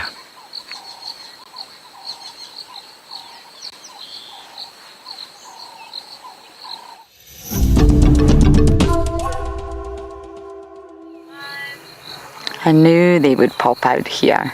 I think they're going to go to Twin Dams. This big female here on the left, she's heading to behind us as Twin Dams. Elephants still need to drink, although they are getting a lot of their hydration from the wet vegetation. It's not enough. Not for a huge Ellie, who has particularly poor digestion. Look at them. This is wonderful.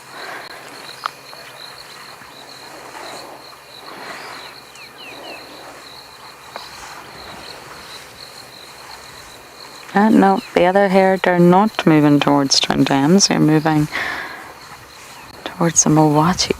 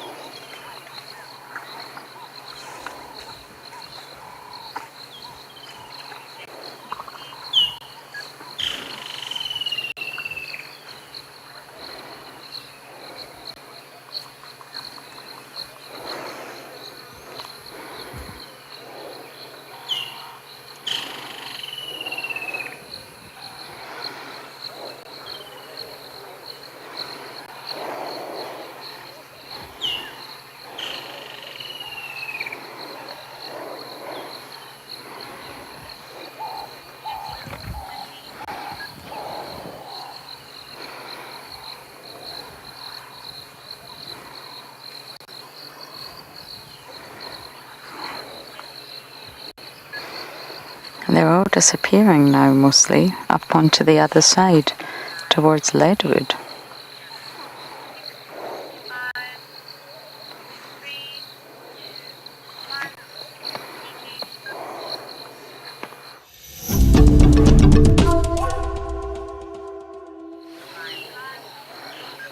That was truly having them, amazing having them all walk by like that. But they are going up the embankment, we can't follow. They're going to pop out on Leadwood somewhere.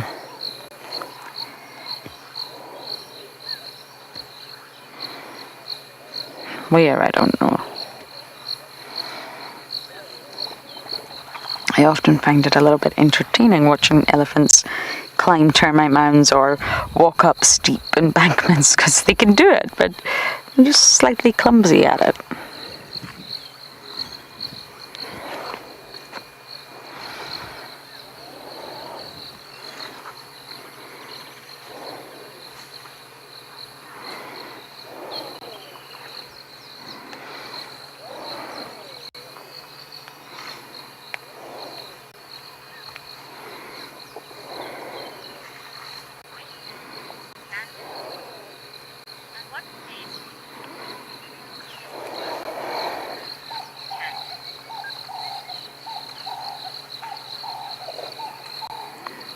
I think that's them all but disappeared now.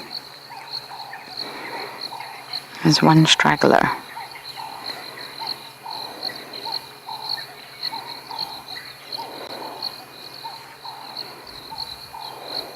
There's always a straggler with an elephant herd. And when I have elephant sightings, I just feel the need to just always go quiet. I don't know, there's something about being surrounded by elephants.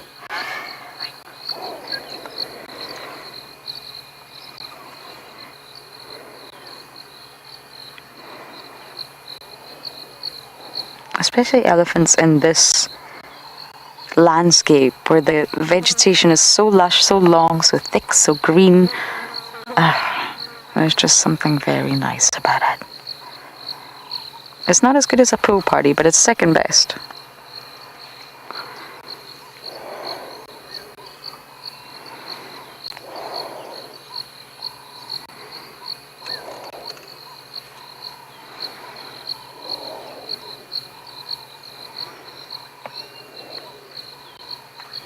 If this was a really, really hot summer's day without the rain this morning, they would have went to Twin Dams, I think.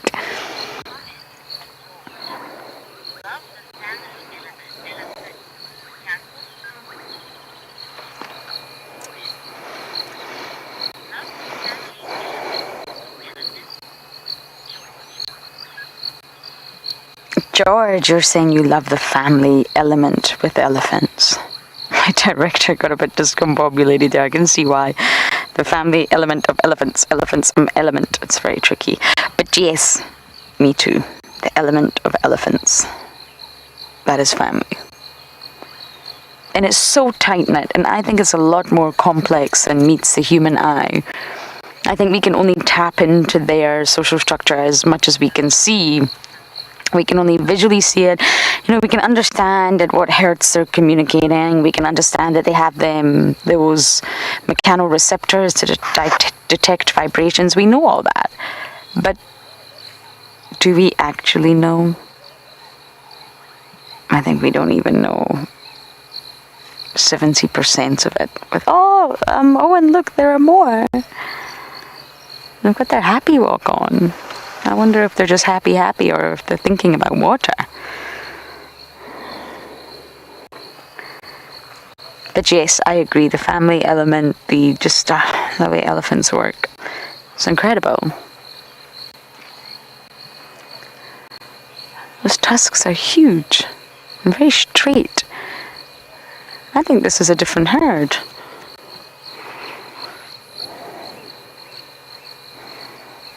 Or part of the same herd that I've just been left behind and have caught up. That's possible. And going back to tusks, it is genetic. When you see males with one or a snapped one, that's not genetic. But generally speaking, the shape, the size, The presence or absence is genetic. Big Mama. Yeah, it's part of the same herd.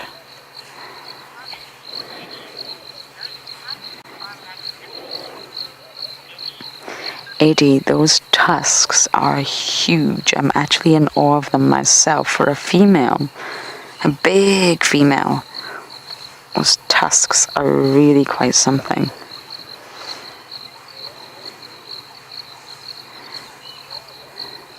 And she's following the exact path the others, probably smelling them, following them by scent.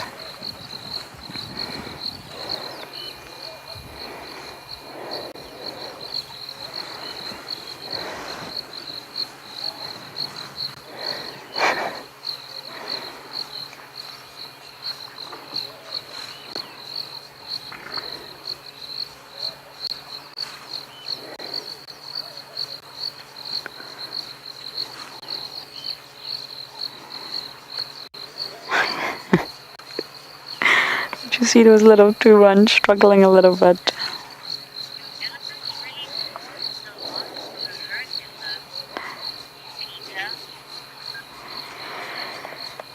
Peter, that's a very difficult question, and to conclusively say that is very tricky. Again, because we are viewing things from a very human perspective. Why?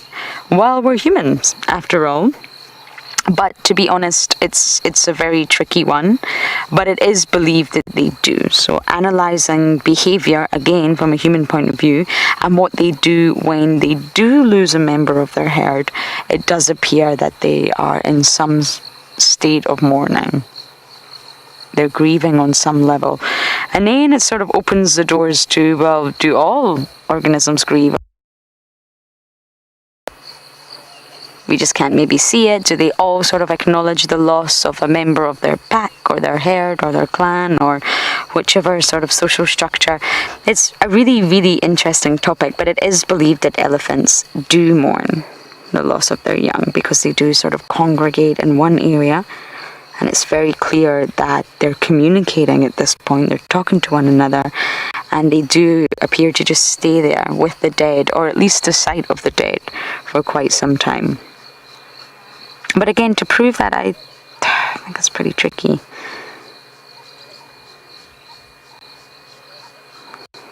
I don't know if mourning sort of takes on a different meaning when it's applied to humans, if that makes sense. But that's an interesting thought, and yes, it is believed that they do mourn. Okay, what a lovely sighting. I don't know where I'm going to go next, but I'm going to sit here and make a plan.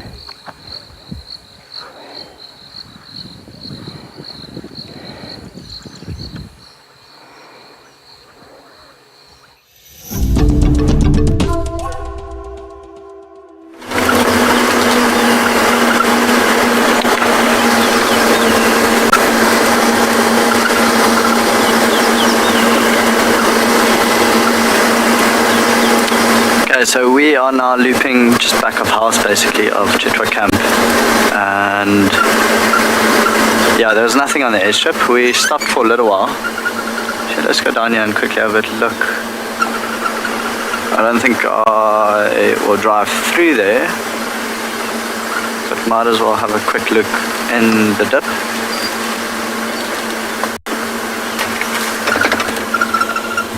Nearly took a tree with us, eh?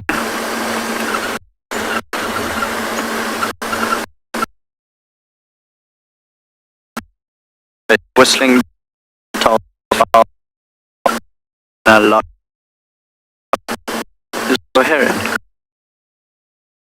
Oh, like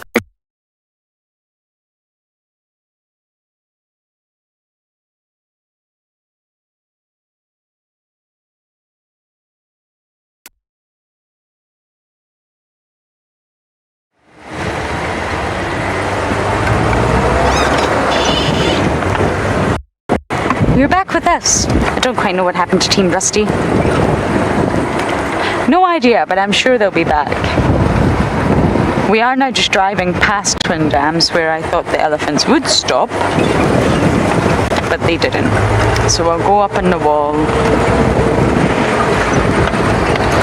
And I'll give you a view of twin dams. Oh, hello, water buck.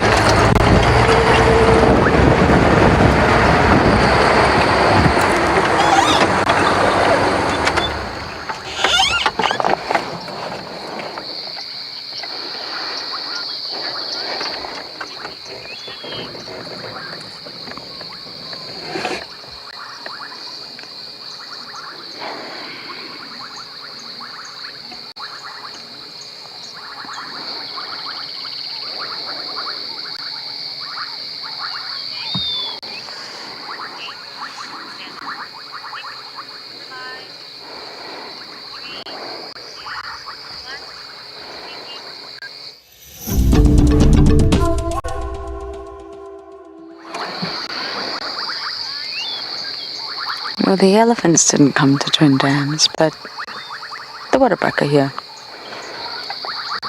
The waterbokkies. Is that the bubbling casinos going already?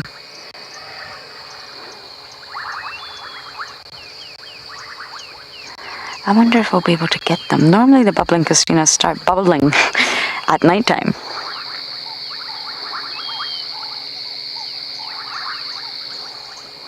So lovely to see waterbuck though. Ladies, a girl gang.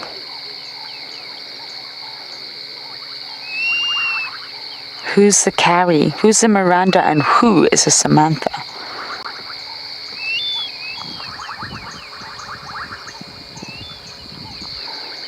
I'm a big Sex and the City fan. FYI. Oh, Wahlbergs are calling as well. Somewhere in the distance.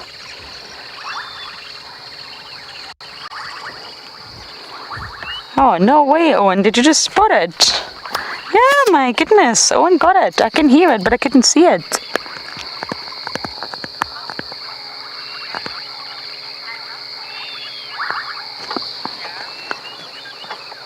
Did you get that name, Owen? Sarah. Sarah. I'm guessing you're not talking about the Wahlbergs. I'm guessing this comment is for the waterbuck, but you do love the way they chew. Yes. Most ruminants chew like this, but it is slightly ridiculous. My mother always told me if I ever chew chewing gum like that, she'll wallop me. But it's also very cute at the same time. And of course, they are just chewing the cud.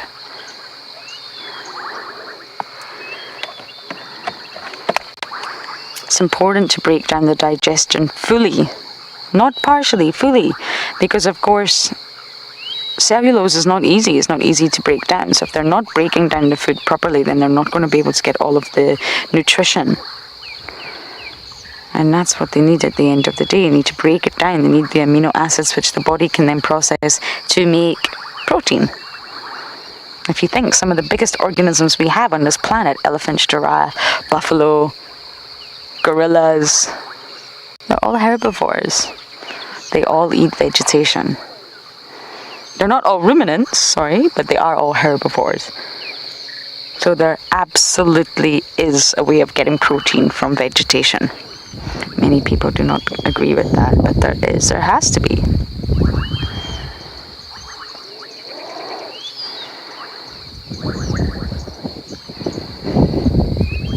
And what happens with ruminants is they're actually fermenting vegetation in a specialized stomach pouch prior to the digestion.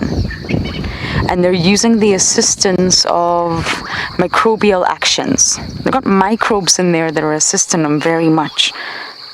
Microbes are living things, so they're not actually doing it alone.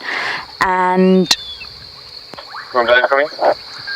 just let me turn that down. This sort of fermented ingesta, if you like, that's what we call the cud. Once it's fermented and slightly chewed, they do, of course, regurgitate it, which doesn't sound that pleasant. But they regurgitate it and then they chew it. And that's what's happening right now. They're chewing the fermented ingesta. And that just further breaks it down. Break it down, break it down. You need all the nutrition, all the sort of amino acids that you can get. Cellulose is a tough one.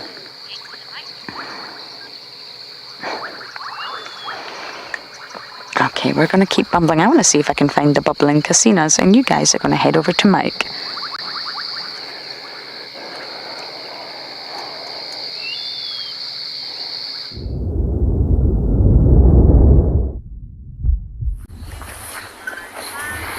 Just moved away from the dam slightly, looking for, I don't know, all sorts of things. Actually, shamelessly, I'm dragging BK along to different spots where I can do some birding, because though it's difficult to get birds on camera unless we're literally like walking and then we spot one, or if we're at a dam, I'm trying to do this like 100 kilometers from here challenge to see how many birds I can find in 1 year. I did terribly last year, so I'm trying to do better this year. Just bragging rights, you know, so I can tell Rowan I beat him. All right, but let's get serious. We also did come to this particular open patch because we thought maybe there'd be some tracks or signs of any animals that came. This is a big drainage line. It empties out of Leopard Dam where we just were. I just wanted to see within the drainage line if there were any little water holes like this one that might have some interesting tracks and signs on it. But so far not.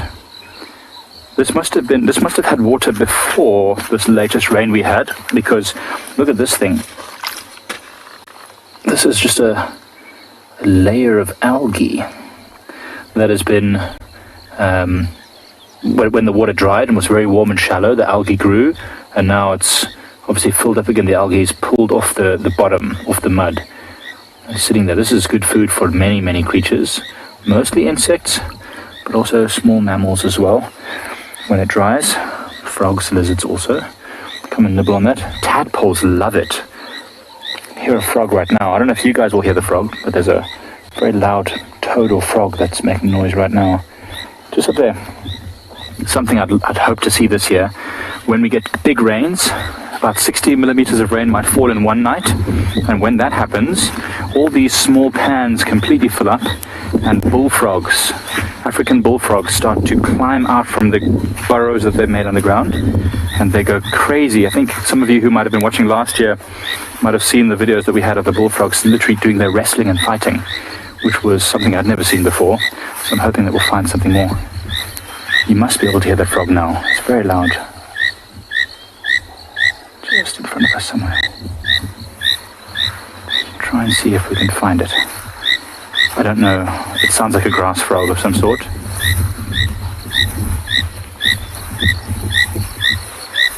It's so close to us.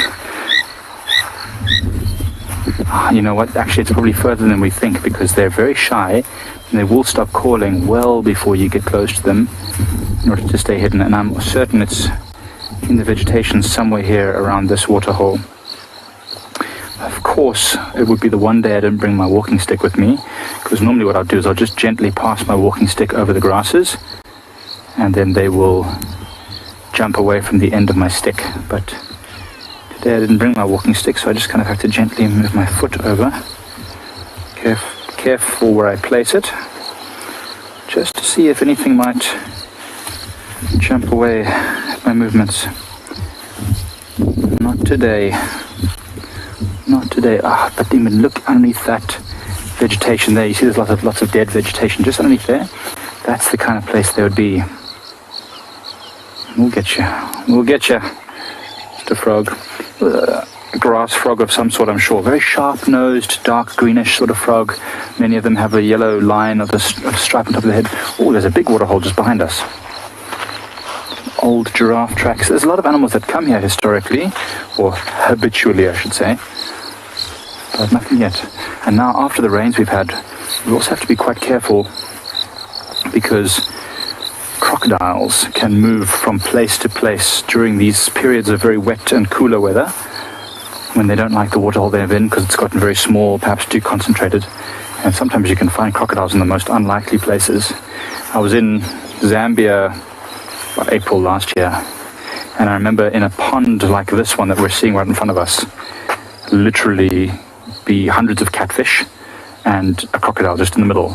I mean, even smaller ponds than this, ones that were not much bigger than, 1 meter by 1 meter, would have a crocodile inside. I remember the guides there were always telling me that there's not a single patch of water, no matter how big or small, if it's not clear water, there is more than likely a possibility that there's a crocodile inside.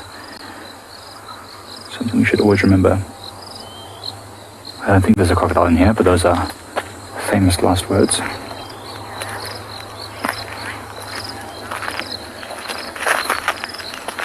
Right, well, I'm not seeing too much activity here that would be easy to show you on the camera. So, Vika, did you hear that? Something big is rumbling at us from in there. Whilst we figure out what that is that's rumbling at us, let's send you over to Rowan, who's on a bumble.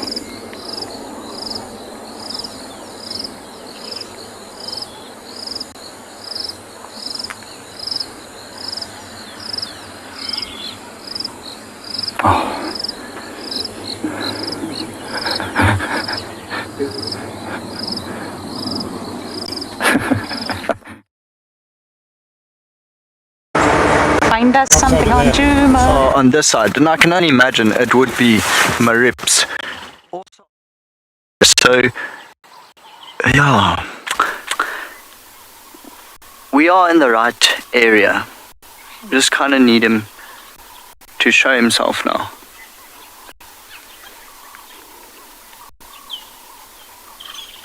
But I mean, I walked down the river system just a little bit to see if he hopped across, and from what I could see, there's nothing. So which is why we stopped again now, just to have a very good look around, check all the trees, checking some of the rocky outcrops as well, and just we have a beautiful view of Chitwa Dam and the airstrip actually. Quite a nice spot, you can see far.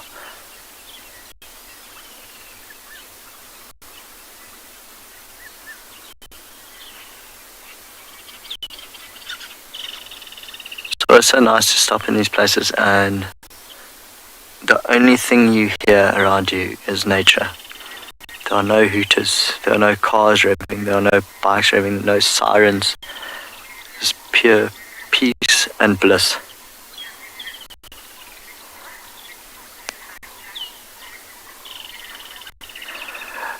Joey, strangely, I was actually talking to Darby about it a little bit earlier on, and I said it's really one thing I do miss doing is actually tracking.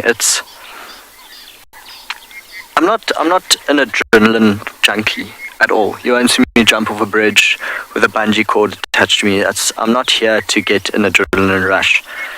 But when you're tracking a leopard or you're tracking a lion, there's just something about it. When you do find them, that sense of accomplishment is phenomenal. And yeah, I think it's that. And then just the ability to, show people that you are actually quite good at this, because it's a skill, it's an art form, and sadly so, it's a dying art form. Because remember the tracker I worked with, he was a tracker for about 27 years, and you used to ask him, okay, what's your son going to do? What's your other son going to do? And the one son wants to be a lawyer, and the other son wants to be a doctor, or this or that. So no one really wants to go into tracking anymore, because there's more money in law, there's more money in medicine. So everyone really just wants to chase money these days than an actual lifestyle.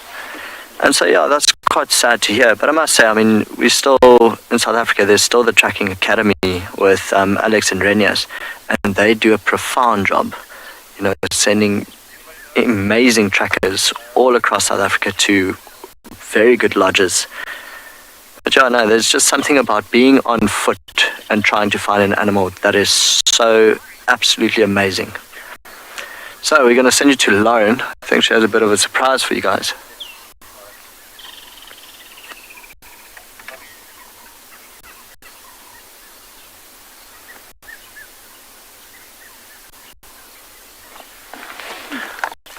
Sick that the cuckoo just landed here. Cool, man. Oh. We've just bumped into Comet.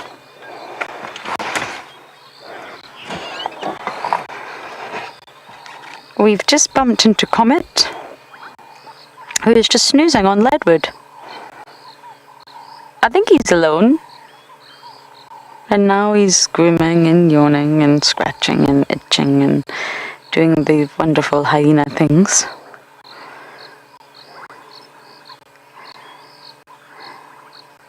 Not too far away from where we found him on Tlalamba's Kill the other day. Not terribly far, in the same section of the reserve.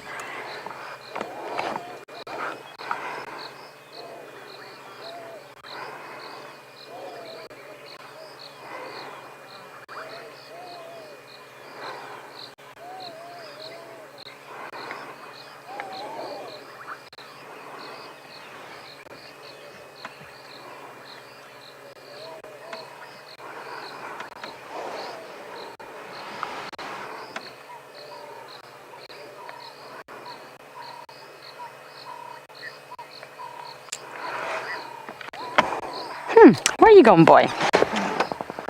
Let's go forward. Definitely not going to off-road after a hyena in this grass.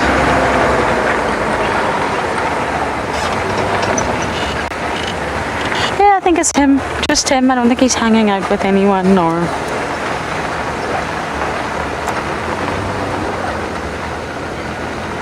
Sarah Comet does. He's in a good position with the ladies. So I think sometimes he thinks, oh, I just need to chill. But unfortunately he's disappeared. But it's nice to bump into him. It's nice to just catch up with the hyenas, even if it's randomly or sporadic. I will go back to the den later. The cubs were there, by the way, 2 of them. Because Rowan and Owen, which is a bit of a mouthful, said there was only 1 cub last night. Is that right, Owen? Yeah. So 2 of them were there. But naturally, no adults, so we left. And I get asked all the time, why do you not stay if there's no adult? And it's quite simple. They're very young. And they become very curious. I mean, if you remember Philemon's Den 3, the hyenas would run to greet the car.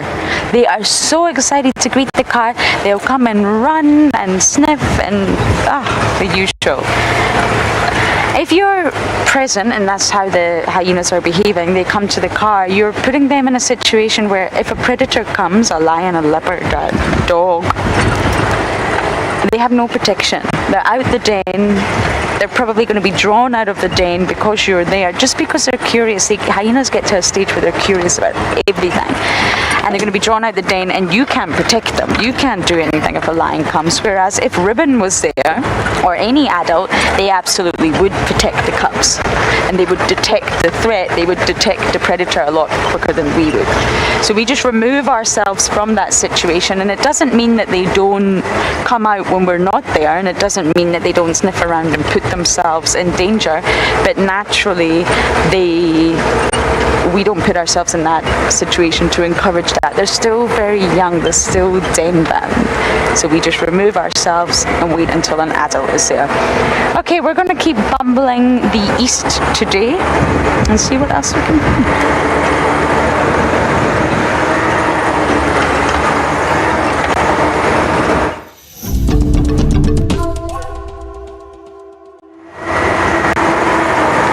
This is quickly becoming one of my favourite routes now. It's a bit of a bumpy road, not in great condition, but it's beautiful. It's a really stunning road to drive if you forget about the bumps. So once it gets a bit flatter, Owen's going to give you some lovely views as we drive, so you can feel like you're on the vehicle. I think it gets a bit flatter from here. So work your magic, Owen.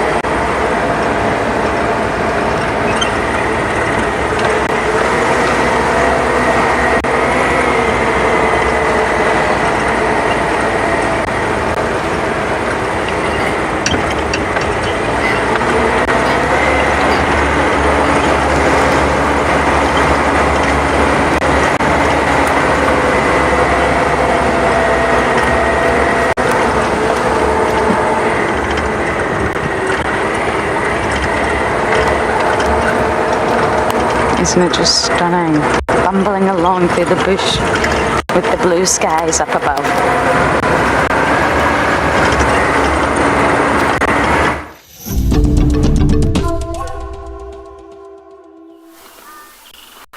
So we're still in exactly the same spot. We said we would give it 5 more minutes just to see if anything chirps up. Let me explain the view to you. We're on a ridge, and then, well, I guess you can see from the camera, but so you've got Chitwa Dam on one side, then you've got the lodge, and then above the lodge is the airstrip where we came from. So there was a big elephant on the airstrip. There was one hyena walking down the airstrip, and then a vehicle came along. That's that little white bit you can see in the distance there. And the elephant actually charged the vehicle. So we've just been sitting here with binoculars, just watching all of this go down, and hoping that something would start alarm calling around us. Also, I mean, we had a beautiful view. There was a greater spotted cuckoo that came and sat right in front of us. Quite a nice bird to see. And just really enjoying the scenery. How could you not?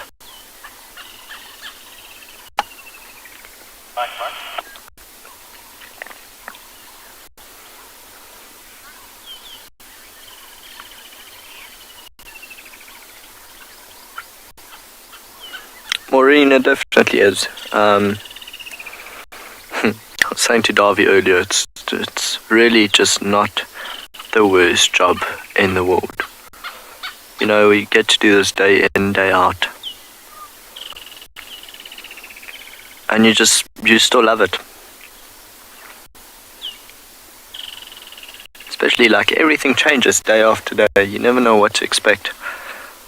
What you could find, what you're going to see, what you're not going to see. You just kind of have to head out with no expectations and make the most of it.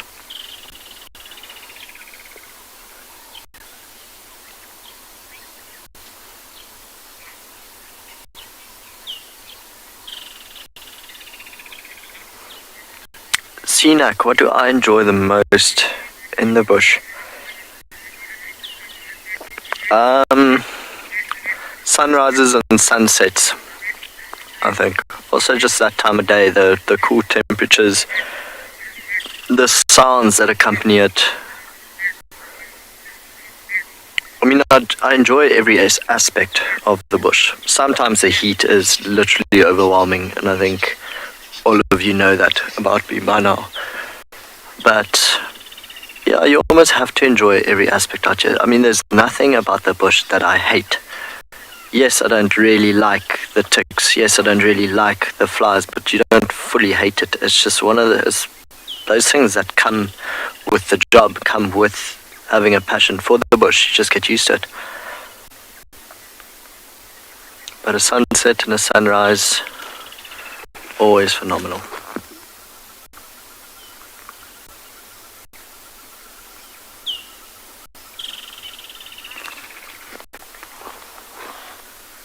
Ooh, Mikey has got something awesome for you guys on Pridelands.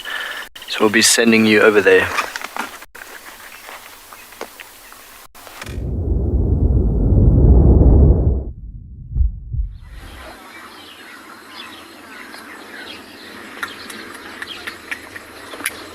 You'd come in for Mike? Oh, she doesn't have a radio.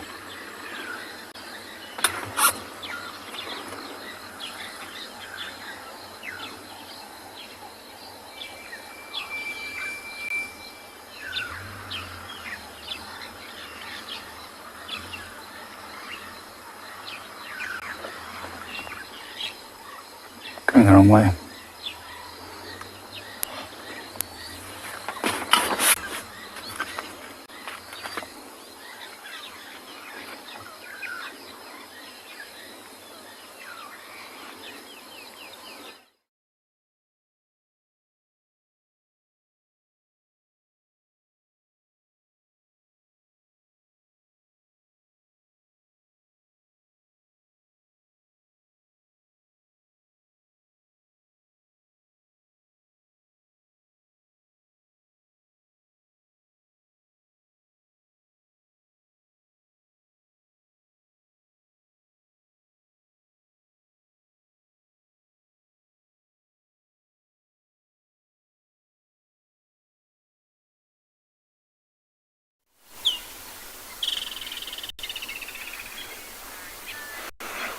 sorry about that. It seems communication with Mikey was a bit down.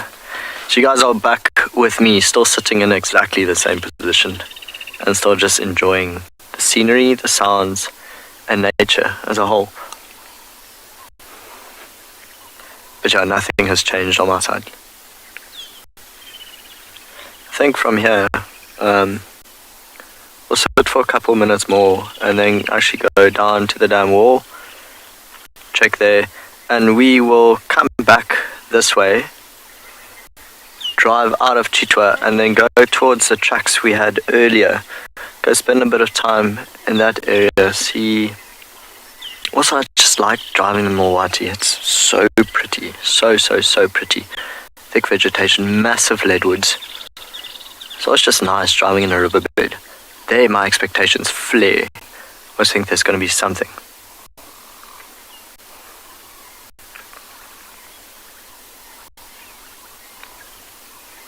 Okay, I can see the other vehicle now. They're driving across the dam wall. So we'll give them some time to get past and then we'll make our way. Gigi, oh, that was quite a nice thing we used to do at Ngala, is when we didn't have too many guests and like 4 or 5 rangers were off, we would just pack tents. So what we did, because out here in the bush you always need to do reserve work, whether it be bush clearings or creating mitre drains or just, you know, maintaining roads. So what we would do is head out straight after lunch. Lunch was usually about 12:30. So 1 o'clock, all the rangers that are off, all of them take machetes, and we used to just walk roads, and wherever there were overhanging branches, we'd chop them off. And then here about 4 o'clock, 4:30, we'd be done, and we'd go to some river crossing or some of the small tributaries into the Timbavati River where we know no one's going to drive the next morning, and actually camp in there. And it was one of my favorite things to do in the world, if I had to be honest. The sounds we heard, I mean, they used to hear lion prides calling from every single direction. Absolutely no idea which prides were calling, which males, where they came from, because you wouldn't find them in the morning. But it was just truly unbelievable. The thing is also, you are with people that appreciate it as much as you do. But saying that, the last time I went camping in the bush was about 1.5 years ago, so it's been a rather long time. I went to Magubas Kloof not too long ago. For those of you who know where it is, absolutely gorgeous. For those of you that don't, it's about probably 150, no more, maybe 200 kilometers from here. But it's this beautiful forested area, gorgeous walks, quite a few waterfalls, dams, all of that. And yeah, I went there, not really camping. I mean, we were in quite a large tent. Some elephants on the airstrip now. So yeah, we were staying in quite a large tent with still a double bed and all of that. But same thing, I mean, you couldn't hear cars, you couldn't hear anything. And early morning, it's just birds chirping from all directions. The only thing that I did not enjoy about there was we didn't have a kettle. So luckily the geyser was a gas geyser, but you ended up having to make coffee that way. So it was never really very hot. It was like a little bit warmer than lukewarm coffee. So yeah, next time I go, I'll definitely take a kettle. At least one of those. Can you hear the hippo chirping now? At least one of those that you can actually leave on the fire.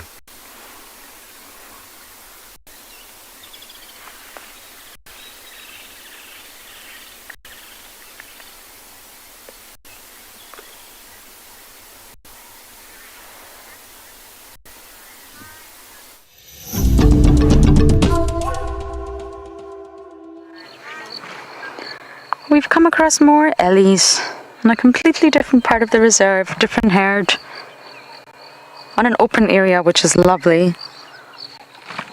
It's starting to get a little bit cooler. Although it's not been extremely hot, it's been sticky. I'm just going to take this moment to just sit and enjoy spending time with this herd.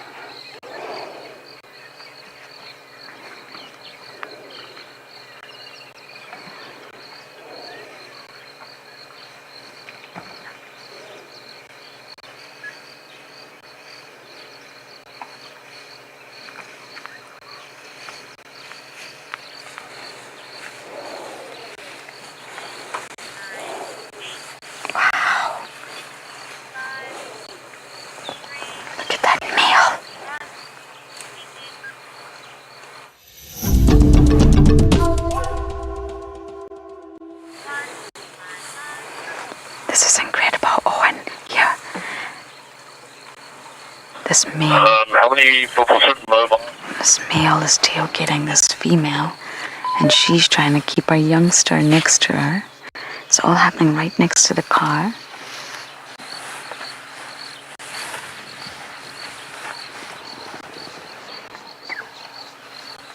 I see you, boy. I do. I see you.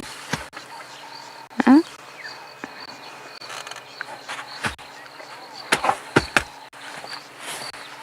I see you. Yes, you're a big boy.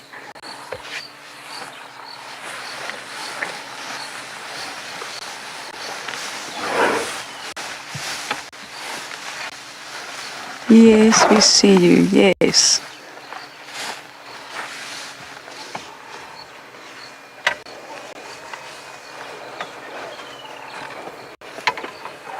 Yep, he's tailing this female. He's chasing her now.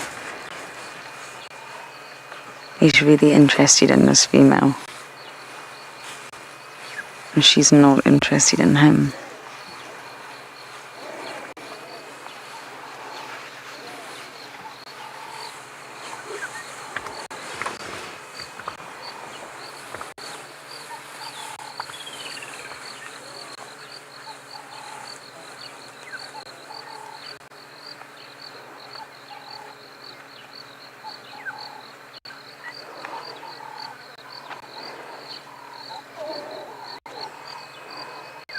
I did a full 360 around the car there.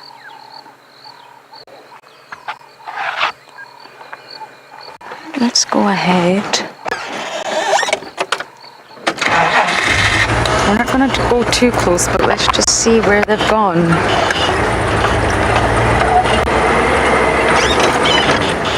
Okay, this is a very interesting scenario. We're going to keep up and we're going to send you guys over to Mike.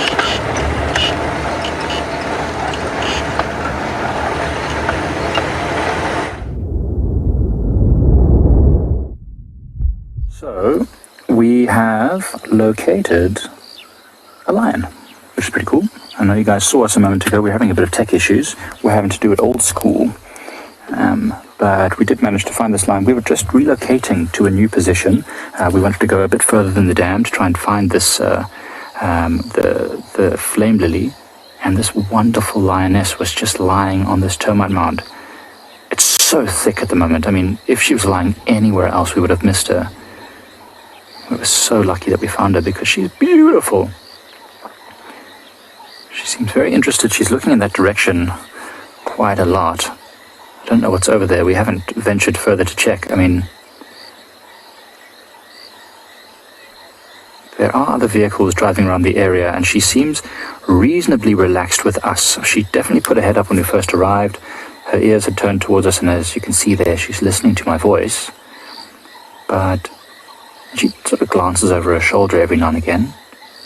But, I mean, if she was really alarmed by us, she would have moved down into the drainage line, thicker area away from us. And we're sitting probably around about 60 meters from this line right now, so not particularly close. So she's certainly not as relaxed as you would say, you know, some of the lions you might find at Ngala. Or even here at Pride Lands, to be honest.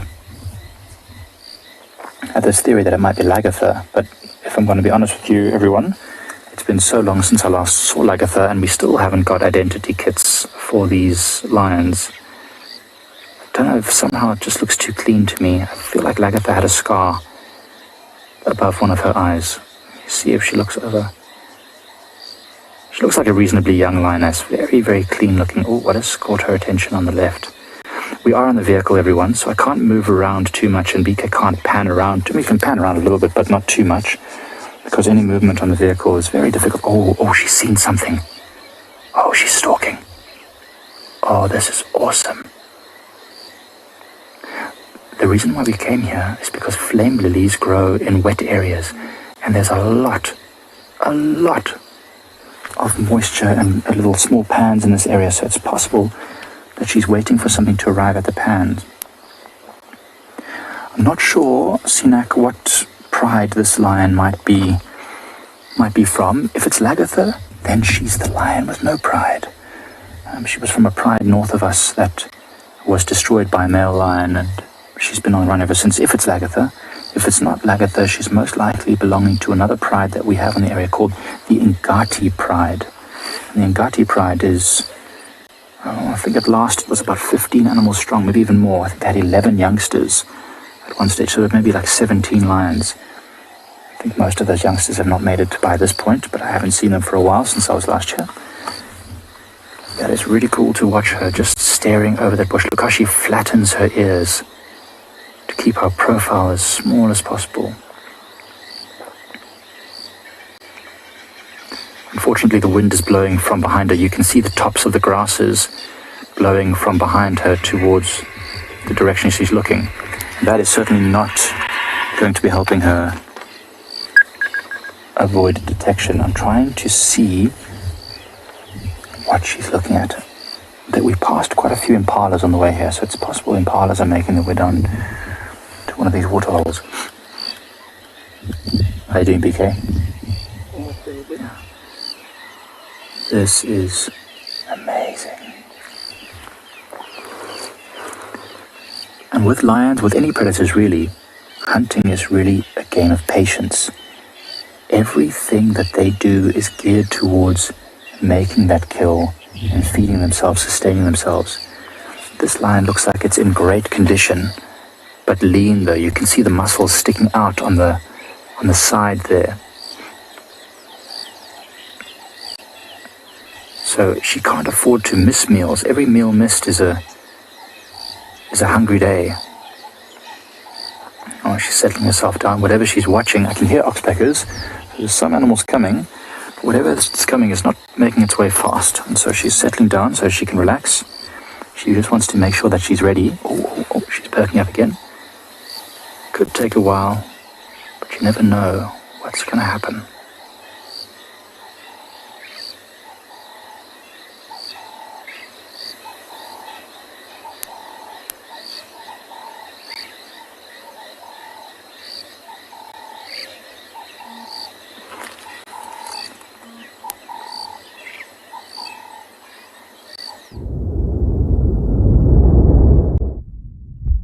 Okay, so we didn't quite spend 5 minutes where we were, because another ranger drove past us, and he said they're going to go up the little riverbed, and we drove through it, and I saw how muddy it was. So we actually just decided, okay, well, it sounds like they are stuck, and so we're going to leave now. So we actually just came to the dam wall. Also, I mean, we had a view of quite a large herd of elephants moving this way. So I think maybe just wait it out. See if they do come for a drink. They were definitely on their way here. So why not spend some time with the hippos and wait for the elephants. Let me just park off on this side. One of the hippos is halfway out. Water back on the other side.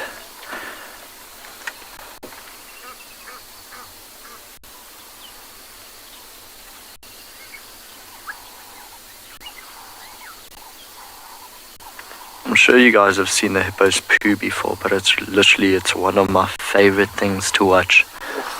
When they poo and they scatter it in the water and you just see clumps of poo flying all around. Hoping that this one does it now. Probably yawn before he does it.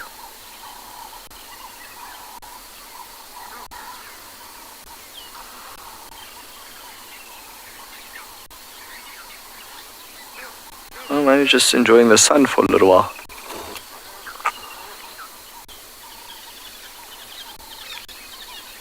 So I got asked the other day if manatees and hippos are related, and I actually went and read about it, and strangely enough, it turns out that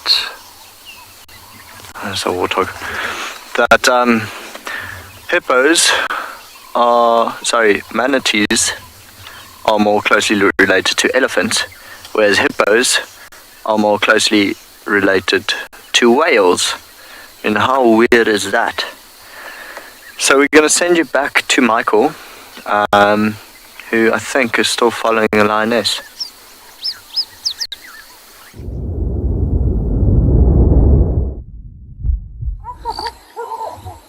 It's okay, it's gone, it's over. Never mind. Okay, we just tried to get in time. This lioness just tried to catch impalas, walked right in front of her, and she tried to go for them, and she went for one, missed it, and then turned around and went for another one, and missed that one as well. And there was a lot of confusion with one impala then turning around, running back. But yeah, she's missed it, and she's going back to her spot on the termite mound.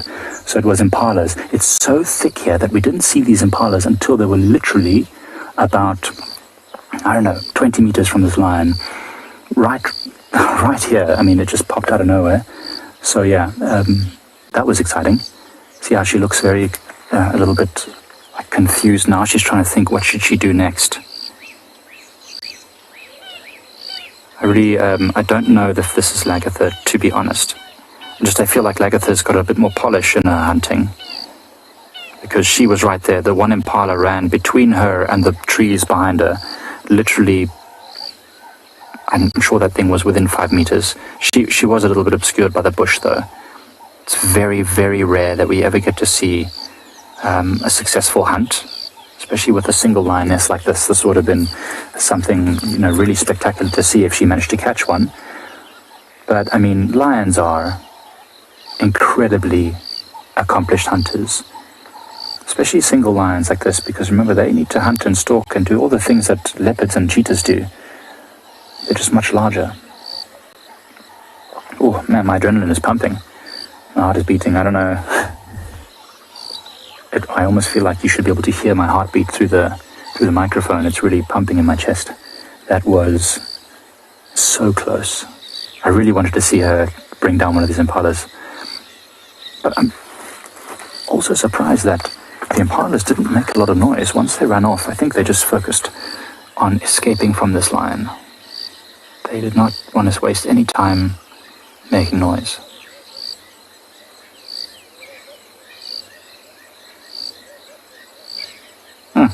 That was amazing.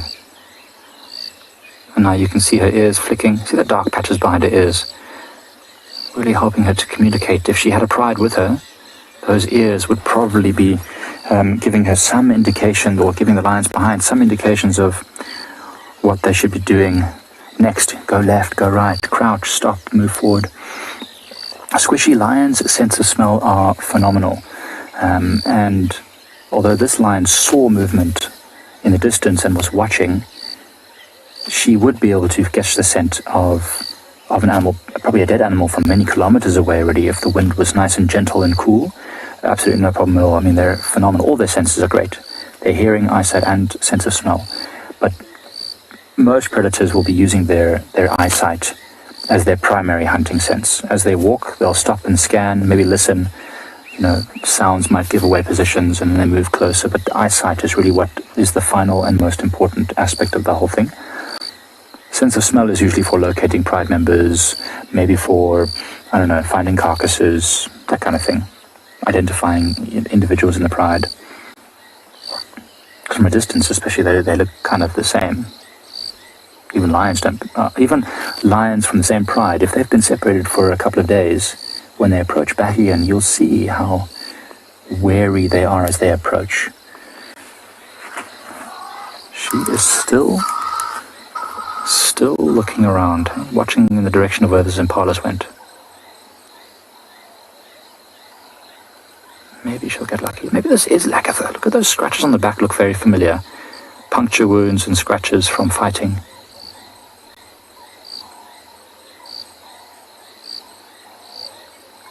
I don't know. Any of you viewers back home have screenshots? Maybe of her flanks, of her side? Anything that might give us an indication? Do you know back home? I've been so infrequently on Pride Lands over the last 6 months that I really am not 100% sure. Oh, ears perked up again. There was a very small group of impala, only 4 of them. So there's definitely potential to have the rest of the herd approaching. So Bika and I are going to stick around a little longer.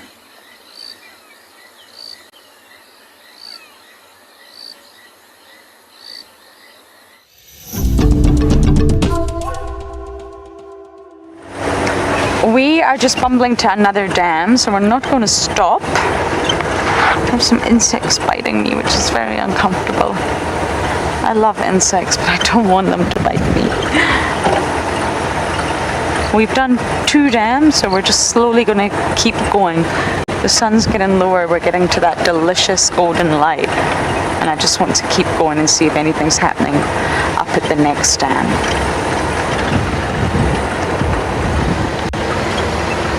You should always check behind you though, especially if you're at a junction. Always look behind you.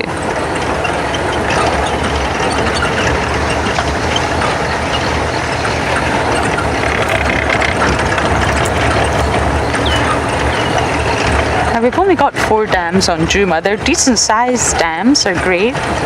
They're all in different locations, sort of. None in the west. The west is barren. But in the north, you got 1, in the south you got 2, and in the center you've got 1, really. So this is going to be our 3rd dam.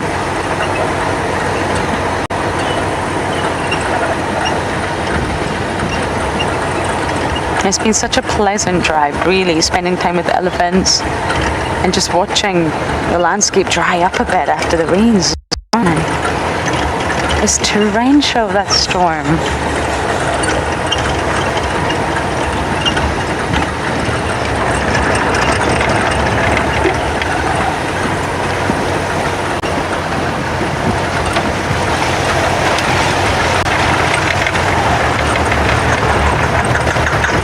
No.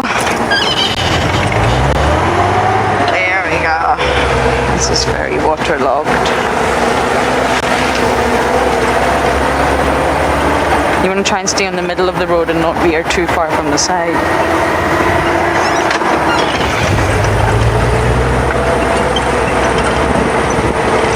Okay, very shortly we will be at the dam, and let's hope there's something happening up that side.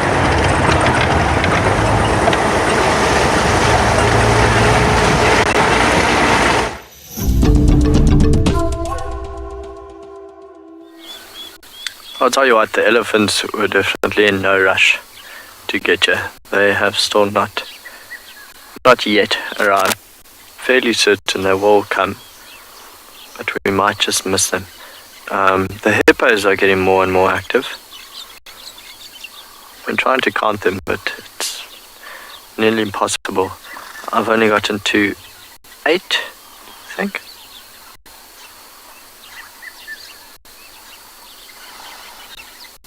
So much bird activity.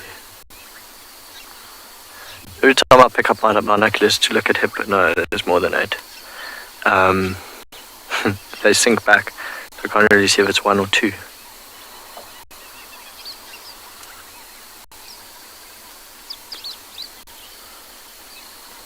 Really a decent pod.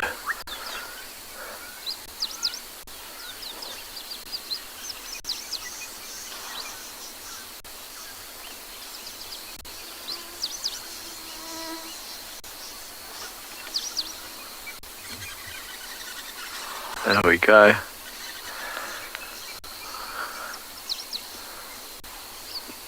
Remember the other day I was waiting for Dewey to do it and he just wouldn't. It was so camera shy. I mean, when we just arrived he yawned twice.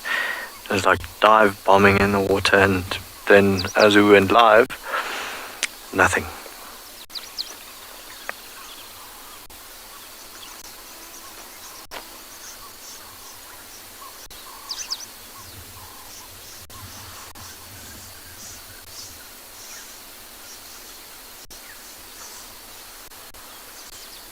Also, while we're sitting here, I keep scanning just around the dam, looking for any movements. But the only movement I can see are warthogs.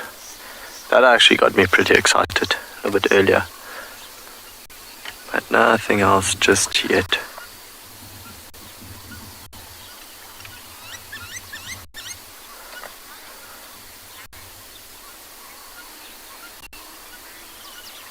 Harriet is, you know, I said it the other day, you could spend an entire day just sitting here. Get a comfortable camping chair, little umbrella if it's hot, and you would just not get bored. You don't need a TV, you don't need your favorite Netflix series. You can actually just sit here, and there's so much to watch. There's so much bird activity. The hippos, even the clouds rolling in from the east. As the light changes, how it like reflects differently on different trees. There's just everything around you is alive.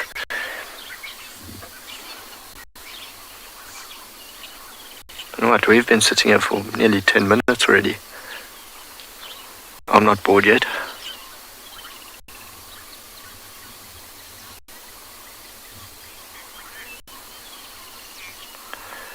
Andy, that's a very good question. I can't imagine they are too heavy, maybe about 40, 50 kilograms.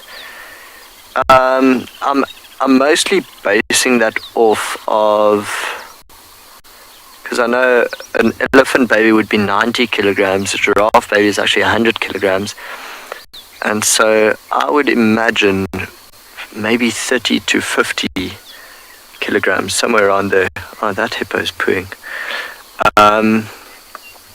Yeah, I don't know. If any of the viewers have the answer to that, please help us out. But I can't really tell you that I've ever read about the weight of a baby hippo at birth.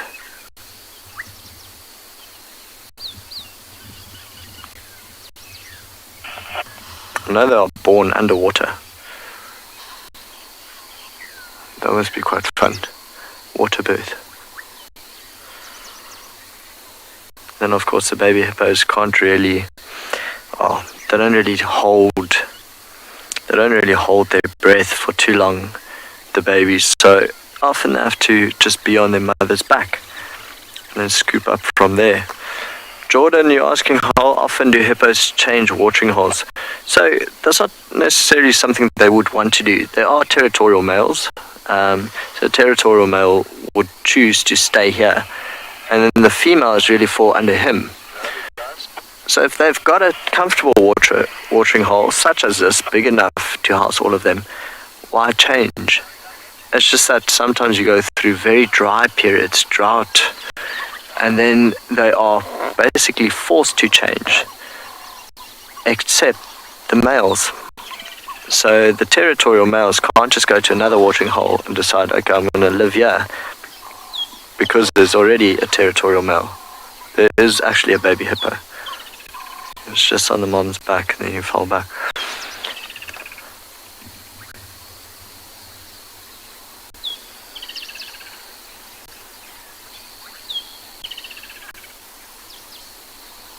Okay. Said 23 to 30 kilograms. Oh, to 50 kilograms. Okay, so it's not a bad guess. 23 to 50 kilograms. A baby hippo at birth. Oh, okay. So this is quite a heavy baby. Oh, look at it. I think, so the baby is just behind the mom, and I think it's actually trying to get onto her back. And it keeps failing. It looked a little bit ridiculous. We'll see, maybe they pop up in the same area now.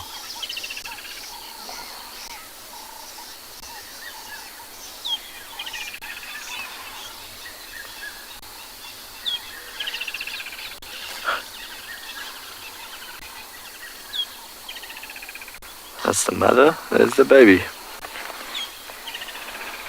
Very, very cute when they're young. I think I read a meme once that said when they're born they're actually just called a potamus, and then once they get older the hippo part comes in.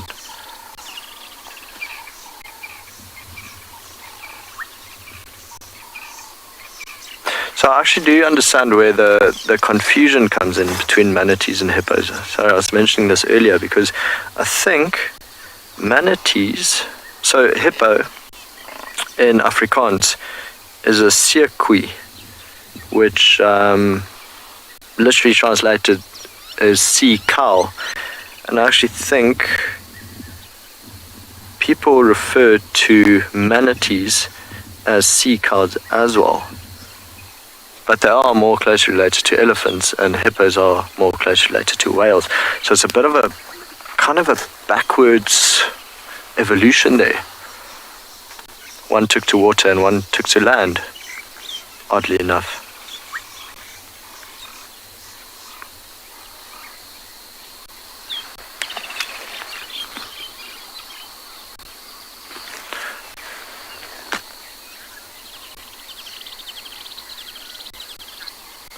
Sasha, so not really. I mean, they're very thick-skinned, but if they do feel cold on a day, then you'd actually find hippos basking in the sun just on the banks of the water.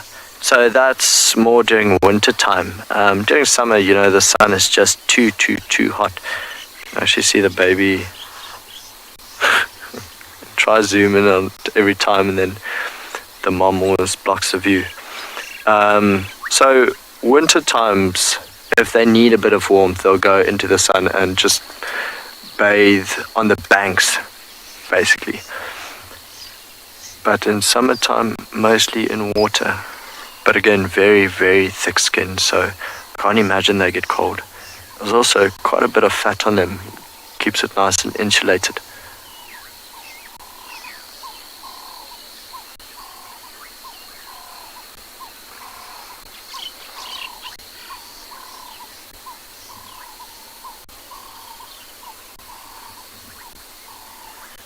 These elephants might only arrive here tomorrow. Maybe they just found a nice spot to feed. Again, you know, there's no... Hello. There's, oh, geez, now all the hippos are just going crazy. There's no schedule for them to stick to. It's not like, okay, 4 o'clock we have to go drink, and then 4:30 we have to go eat a mulo fruit. And then 4:45 we have to move to a jackalberry. They literally just move at their own pace, on their own time. Just life, just a natural life. Okay, so we'll leave here. I think let's cross that one riverbed again, and then we'll head back towards Djuma. There's the elephant.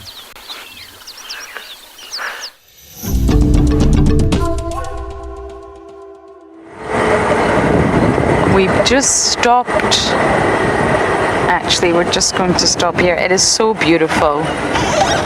We're just going to try and take it all in. Owen will work his magic, looking at the long grass and the golden light. It's not quite golden hour, but almost just touching the long grass. Everything's illuminated and it's really beautiful. We're just going to sit and appreciate that for a moment or two.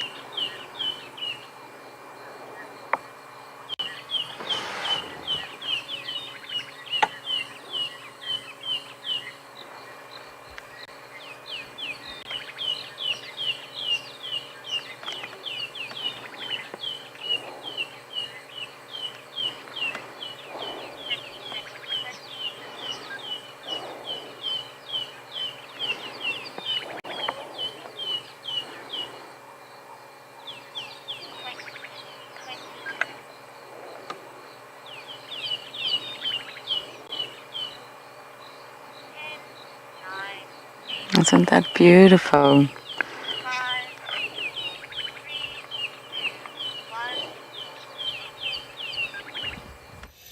2, 1.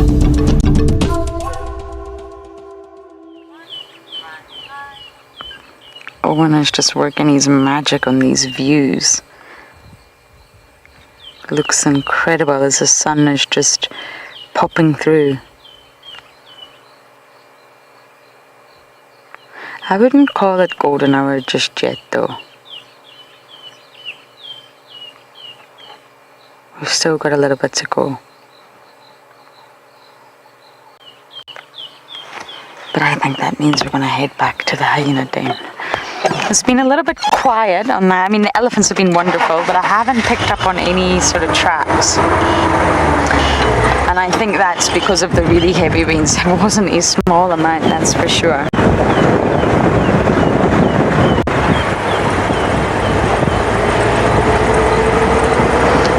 I'm rethinking my route. I think Rowan's down there. I think I'm going to change my mind. And yes, sorry. Talking to myself as I go. There's never a point in two vehicles going the same way or taking the same road or doing the same pathway. Unless you're both tracking something together, of course, but otherwise you may as well target different roads, different parts, and Rowan's just here.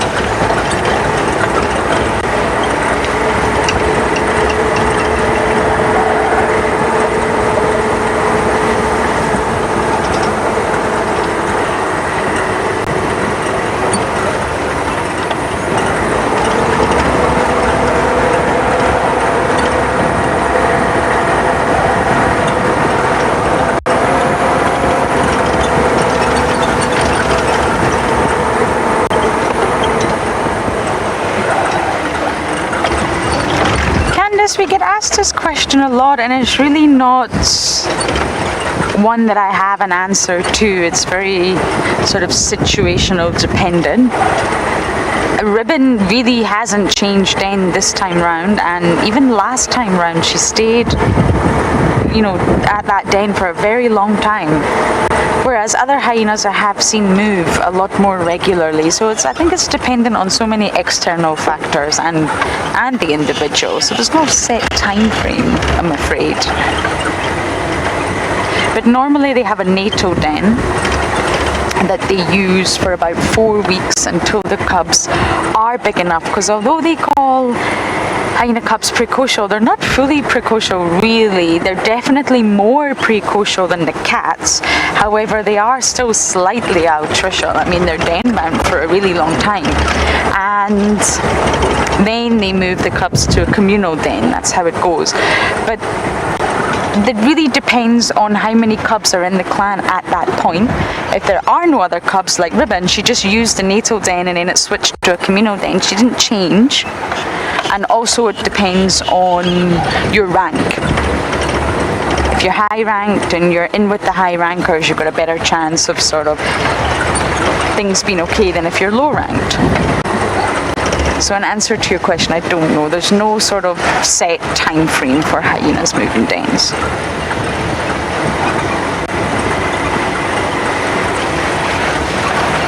My goodness, there is just elephant dung piles everywhere. You've really got to have your eyes on the road. We have a policy not to drive over the dung here, and of course we don't. That is hard. The dung is everywhere.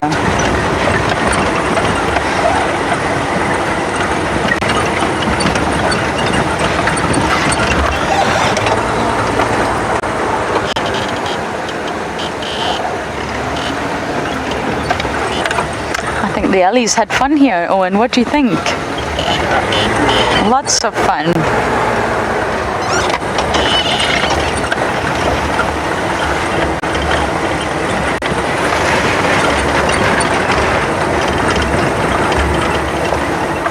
Lots of fun and dung.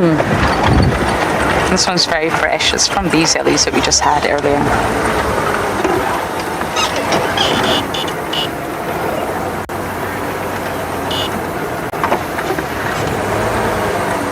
Did you get that name? Sounds like it's bad. Yeah, also didn't get it, I'm afraid. What is the closest contact? Oh, there's some accent barriers going on, but yes, bad. Okay. I've had a lot of close contact. I've never touched a hyena, never touched one. However, my encounters have been rather intimate, shall we say. Oh. Bear with me.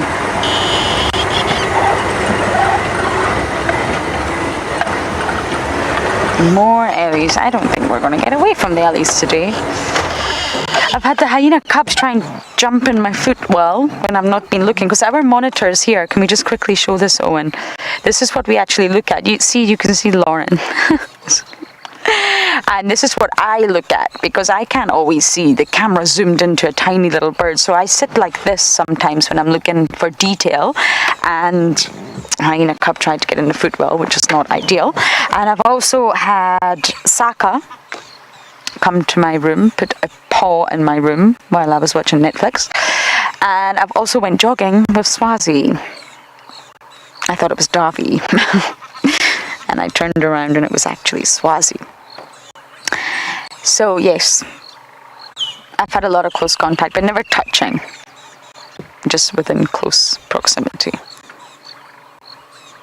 And it's not intentional. The hyenas are just extremely habituated in this area. They just really know humans. Okay, well, and these views are terrible. I do apologize. I'm going to make them better.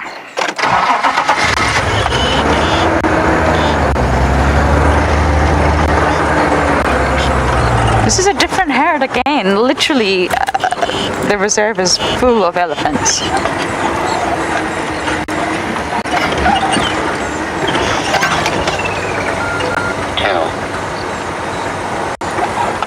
Hello, little one. Did I give you a fright? You have something hanging out your mouth. Yes. That's it. See? We responded. We just want to admire you.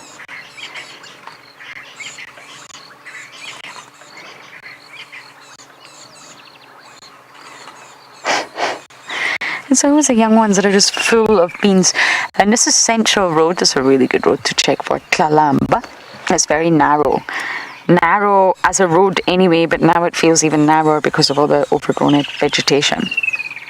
So you just have to drive these corners very, very carefully.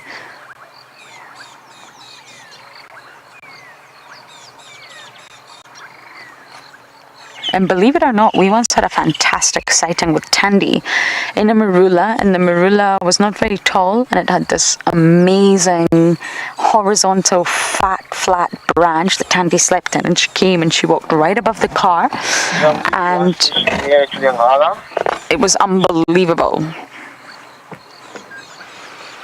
Owen, you see that tree at 9 o'clock that doesn't really look like a tree anymore? Yeah.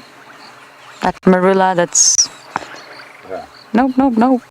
Zoom out. That one right there in front of you. That's the tree. And it was such a perfect marula. We all chat about this in camp, that this was Tristan's tree that he wanted to see a leopard in his time. I mean, Tristan was here for a very long time. And he always said, that is a marula tree that I want to see a leopard in. It's so perfect. And look at it now. I don't know if it was the elephants or lightning, but that was the tree. Some of you might remember. And it was Tandy when she used to push a lot further into Juma, deep on Central. She had a kill, and it was a fantastic sighting. But that tree is no more. We all have trees that we want to see leopards in. Davi is forever saying, I want to see a leopard in that tree. I want to photograph a leopard in that perfect leopard tree. And that was Tristan's. And it is no longer. Oh! Okay.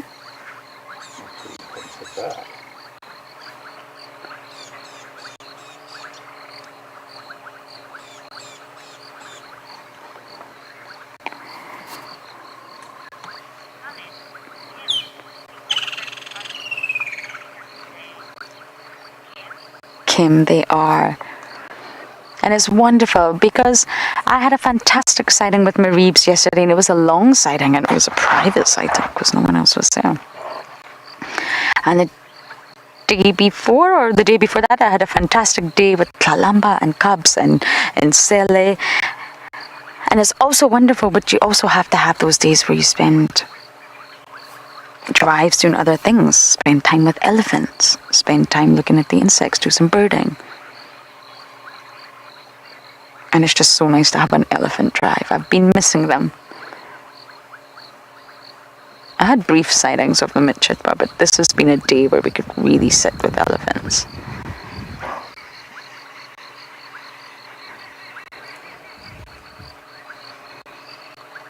My tree for a leopard is a torchwood on Balanites. I don't think I'll ever see a leopard there. I think it's a bit of an ask, but I'm still waiting.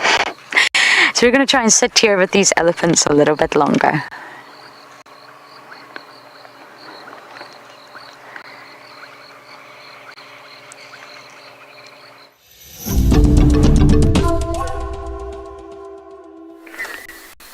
So the elephants finally arrived.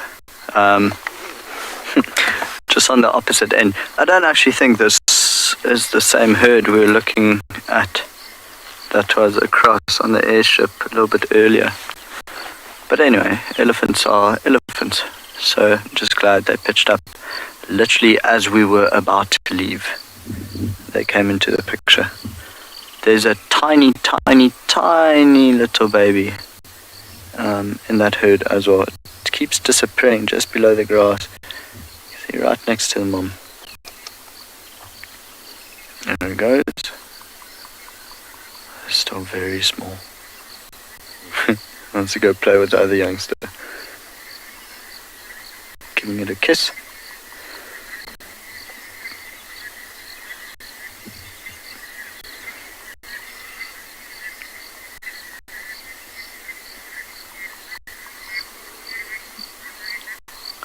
Now, let's see.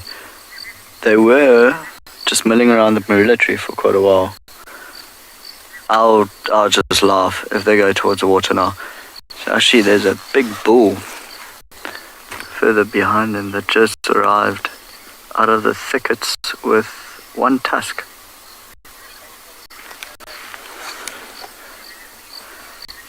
You can see that bright, bright, bright white of the tusk. It's literally the first thing that stood out about the elephant.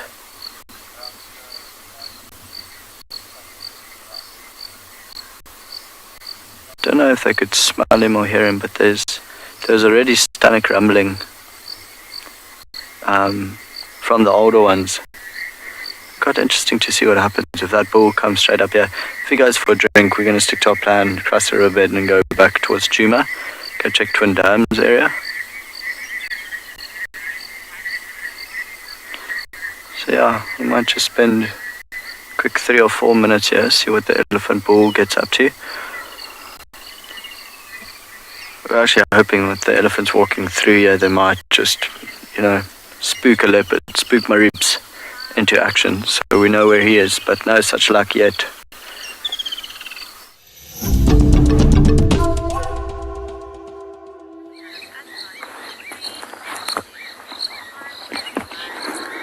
So it's been a wonderful day, everyone. Absolutely spectacular, and yeah, it's just great to be back, and it's great to see the sun again after a couple of days of clouds.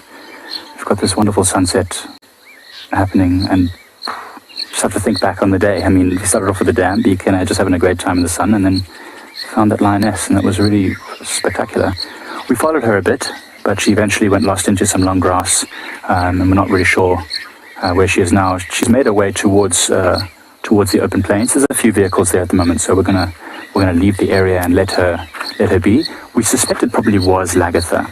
We suspect it was Lagatha just because of the way she was behaving, although she was missing some of the scars that characterize her, or that we remembered. But in any case, for the moment, we're just going to leave you with this beautiful sunset. Remember, it is our time to start heading back to the camp from Bushwalk, but the show is not over. Keep watching. You never know what's going to happen at the other feeds. But for the moment, I'll just let you enjoy beautiful Pridelands sunset.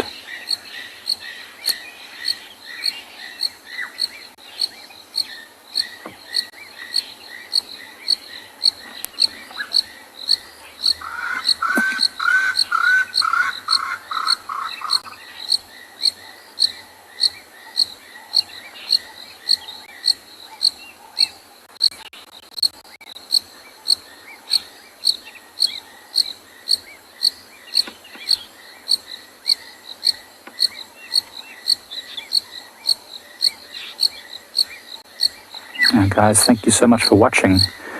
It's always nice to be able to provide beautiful pictures and images of the different places that we work and that we love. It's always great to share it with you, especially with the amazing cameramen that we work with who are able to bring this to you.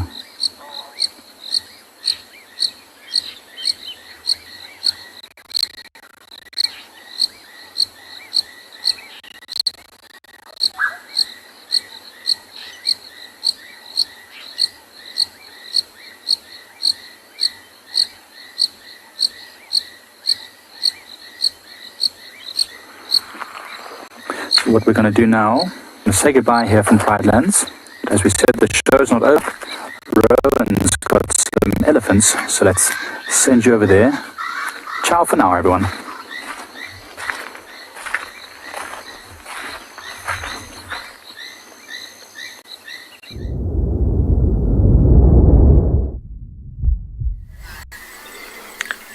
Cheers, Mikey.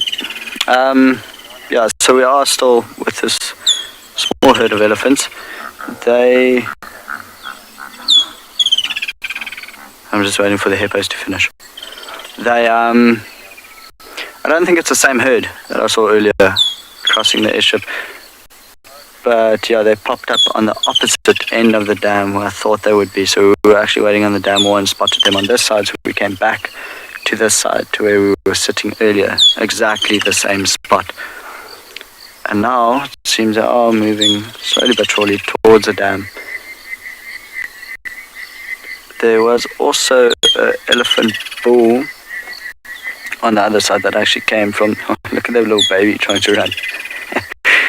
Just see ears above the grass. Two very, very, very small ones. There was an elephant bull that came from the dam wall side, and I thought was approaching the herd, but he didn't, so he actually went the other way around. Dumisani, elephants do indeed feed at night. You can imagine to maintain that size, they literally just need to eat and eat and eat and eat. So yeah, they'll often feed in the night. They do sleep as well, not as much as lions do, not as much as hyenas do, but yeah, they eat a lot. I think a full-grown male elephant here by 6-7 tons could eat between 200 to 300 kilograms of food per day. Of course, it makes them poo a lot as well, but they only get about 40% of the nutrients of what they eat.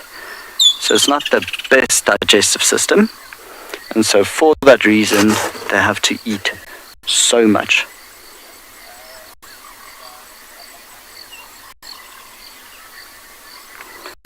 Okay, so this is where we're going to leave them. I think what we'll do from here is actually go back down into this little riverbed and then make our way back towards Djuma.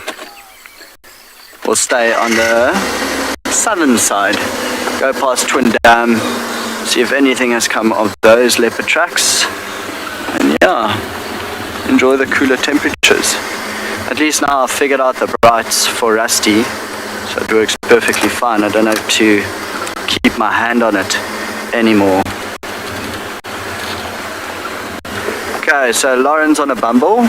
We're going to be doing exactly the same thing for a little while, but we'll send you over there, see what she's bumbling about.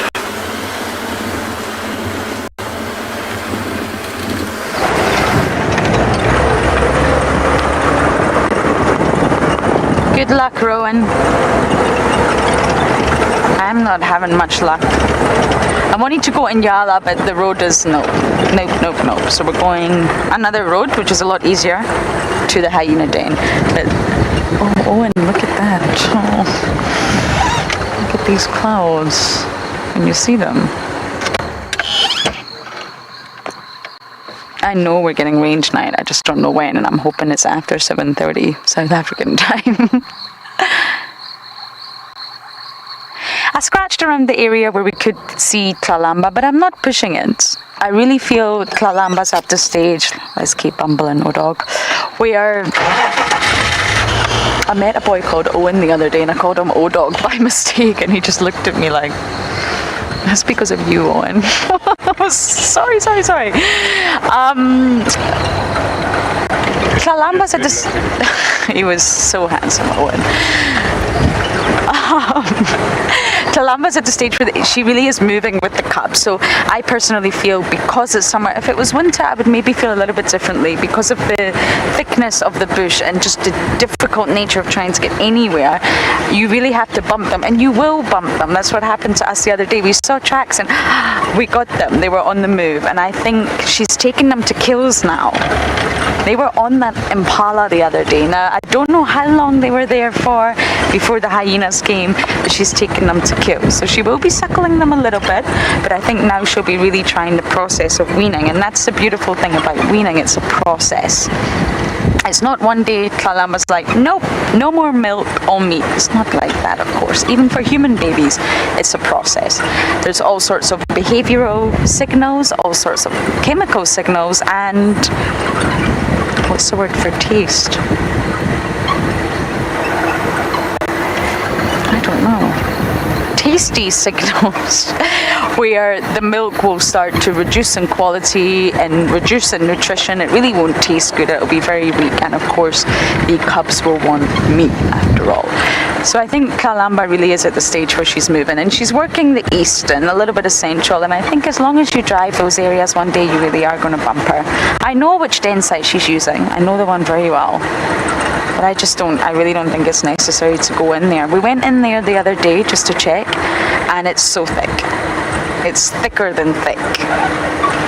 I just don't think it's worth it. And I'm sure that as the cubs get older, we're just going to see them more and more and more. And it's just amazing that Juma property has cubs again. Because for a while they had cubs on Chitwa, Little Gowrie, Simbambili, Arathusa, Torchwood, and Juma was the only property without its own leopard cubs, and they've finally arrived. And there's not one but two, which is fantastic. But I will just keep working the east, and I'm sure Rowan will as well. I know he really wants to meet Tlalamba. Buckland Casinas. And slowly but surely we're just going to see them, or we're going to find their tracks and we're going to be able to track them somewhere easy.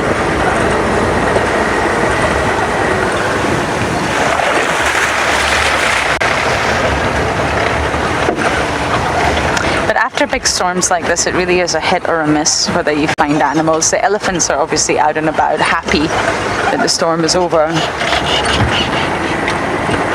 But as to where everyone else is, I do not know.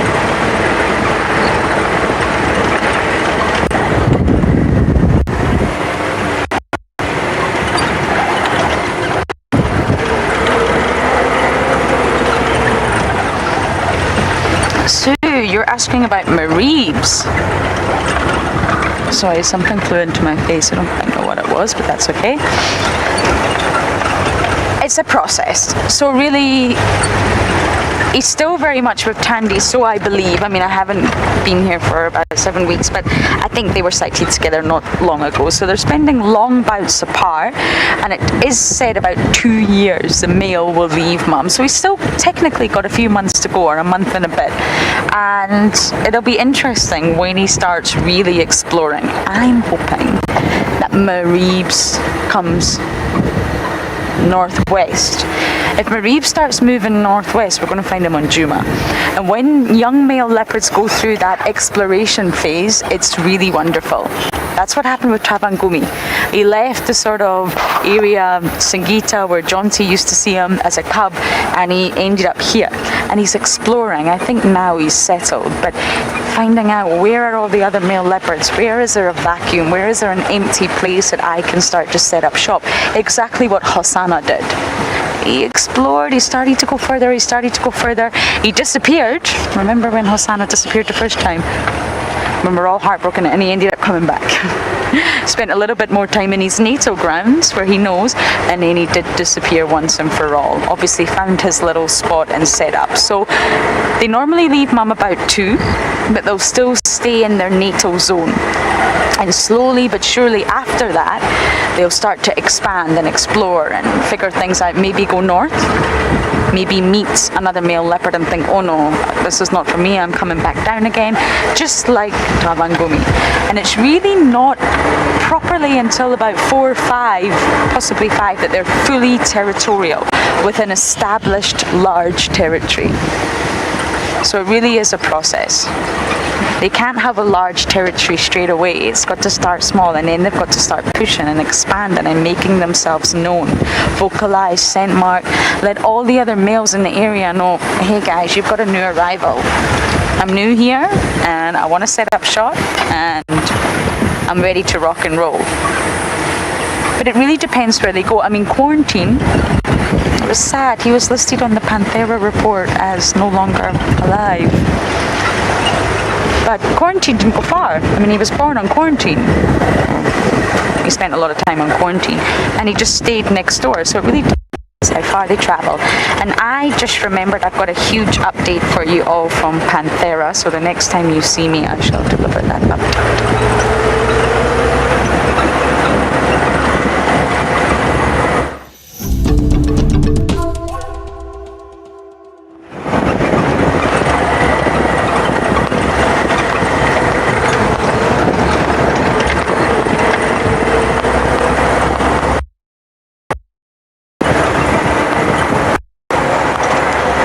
Almost at the hyena den once again.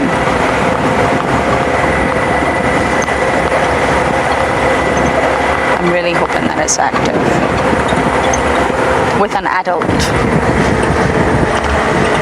I'm just putting it out there into the universe. We're just going to take a slow, quiet bumble there.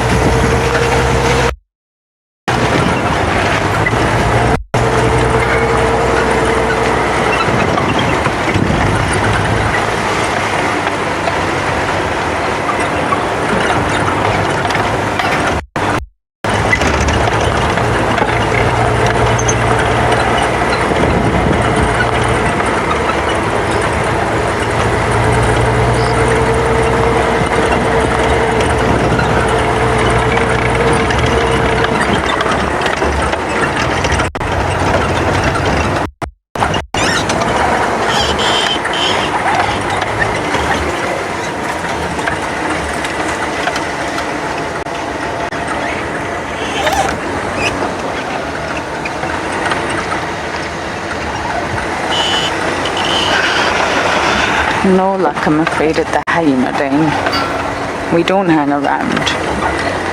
I'm just going to stop a little bit further away from the den. And Owen can give you some lovely views of the skyline.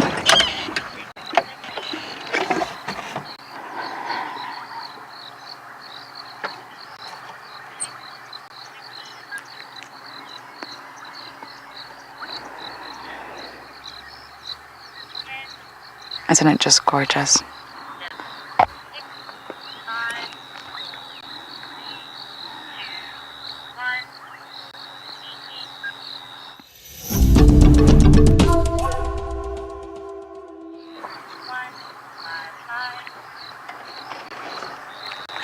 I'm going to take a sip of water, everyone. No rest for the wicked.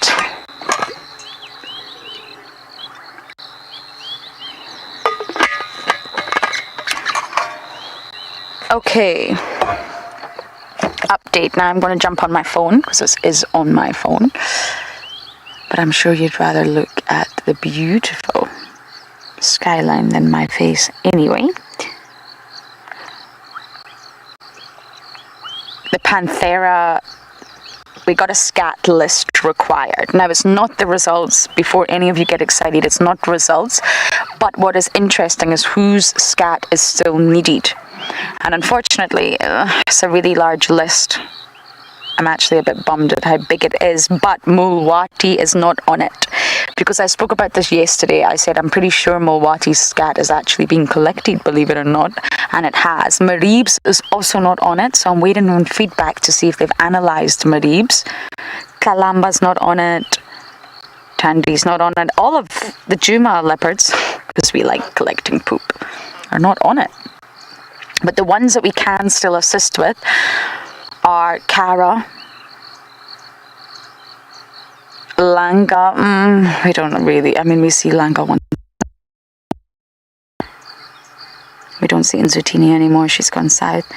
Klangula, I'm afraid, is up in Buffelshoek. We don't traverse there. And Sele, we had her the other day, but she's not a real common one for us. Sabui, Tavangumi, Semba, and that's about really, I mean, there's Watika, but we also really don't have access to her. So there's a lot of leopards, but those ones that I just listed are sort of the leopards that we may have access to here in Juma with our traverse. I just thought some of you would find that really fascinating. Mulwati is not on it, neither is Mareeb's. And I know all of you want to know who's Marie's father. So hopefully, I have inquired further, we could possibly get some results soon. Alrighty, Owen, let's pumble. I am very disappointed the hyena date is not active. Oh. Okay, patience generally pays off. Owen, where would you like to go? Don't see too far because those clouds look a little scary.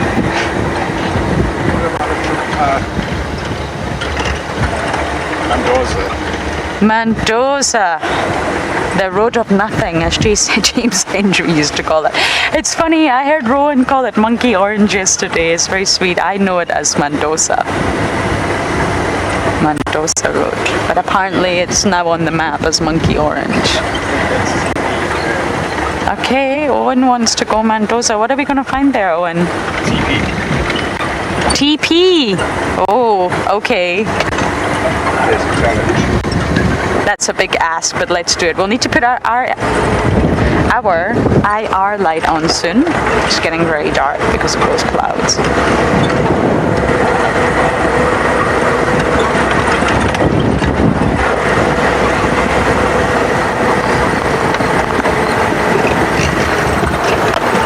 Oh, sorry, Owen, that was a big bump.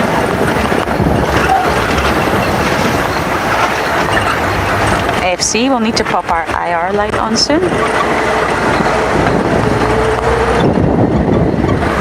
Okay, we're going to stop here, pop our light on, and we're going to send you guys over to Rowan.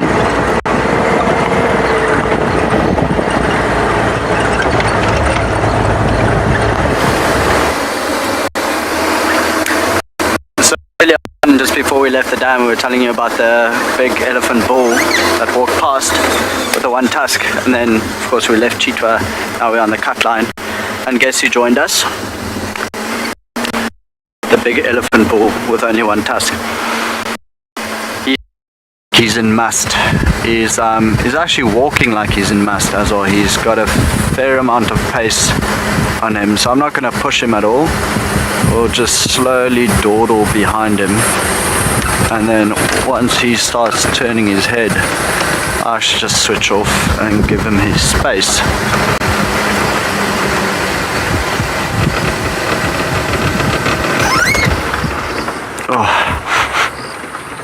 I'll be honest, it's also not the greatest smell.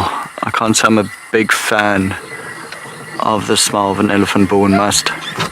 So, of course, must means elevated level of testosterone.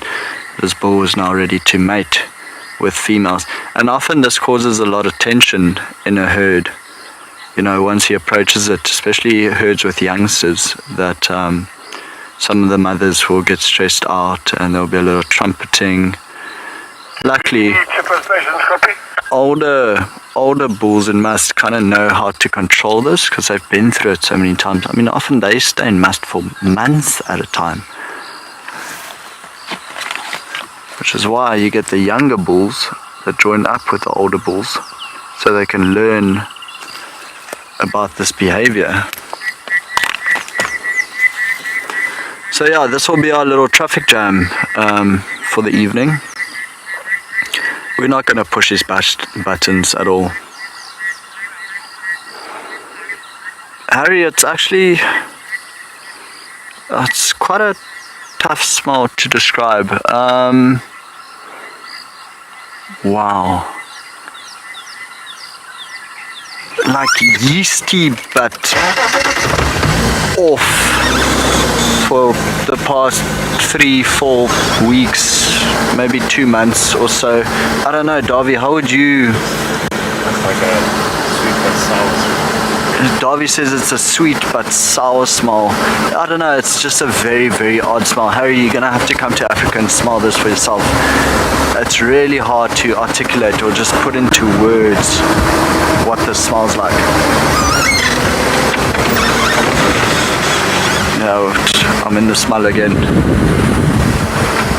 I mean, it's much better than lion or leopard or wild dog scat, but that's not great.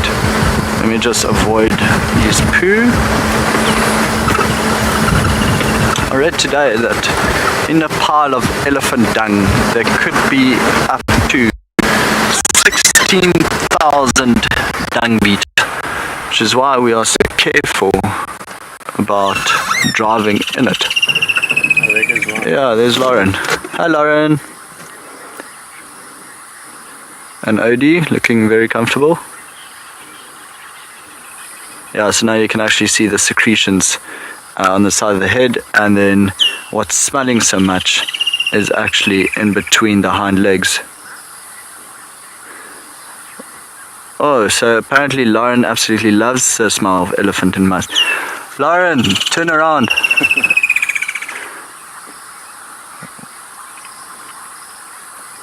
Well, she can have it all. I don't want it. I don't think Odie is a fan of elephant and musk smell either. I don't think Lauren heard me. Sadly. That's basically a kilometer away. Lauren saw us. Thanks, Lauren. Cool scene though. You can see this elephant waiting for us. It's waiting for us to make the next move. That elevated level of testosterone, it's a dangerous thing. So, okay, here we go. No boy, you were going the other way. Quite an old bull. You can see the indentations in his temples. Yeah, he's been here for a rather long time. But beautiful specimen. Very, very white tusk. Just the one. So I don't know how the other one broke off. It could have been in a fight, could have been weakened a little bit and just trying to pull off bark or something like that, and yeah, it just lost it.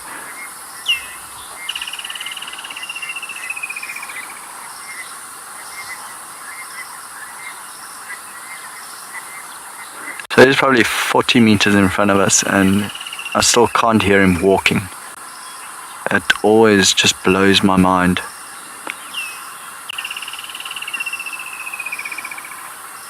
Malcolm, it's not ideal for the elephant to have a missing tusk, so it's actually not completely missing. I think maybe when it turns its head again, you can see the tip of it, that it's broken off. So most likely broke off in a fight. So not common, but you do actually see it rather often. There are some elephants that have absolutely no tusks at all, and again, that's genetic, so they are just born tuskless. So this boy luckily has one, so he can still use it if he wants to strip off pieces of bark or something like that. It'll be tough for him to get into a fight because he's missing that, so to push other male elephants around, maybe for breeding rights or something, that'll be a little bit harder.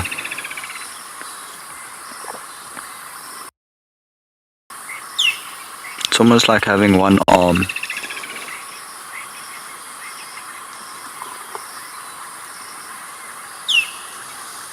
I don't know what made him stop. It's quite bizarre because he stopped 50 meters in front of us, waited for us, then just went off the road and now just decided to feed. I'm glad he didn't make us reverse. We would have ended up back in Chitwa.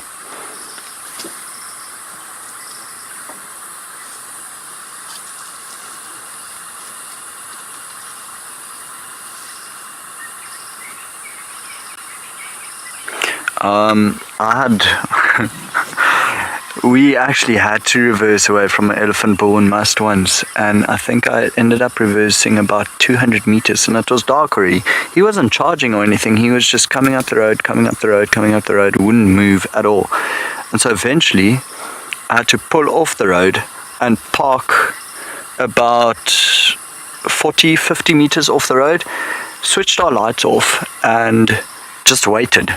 And this elephant stopped right where we pulled off the road and also waited. I had 6 guests on the car and everyone just kind of held their breath, hoping this elephant would just move on. And we probably sat there for maybe 10 minutes until eventually he moved on. So it was very, very, very bizarre.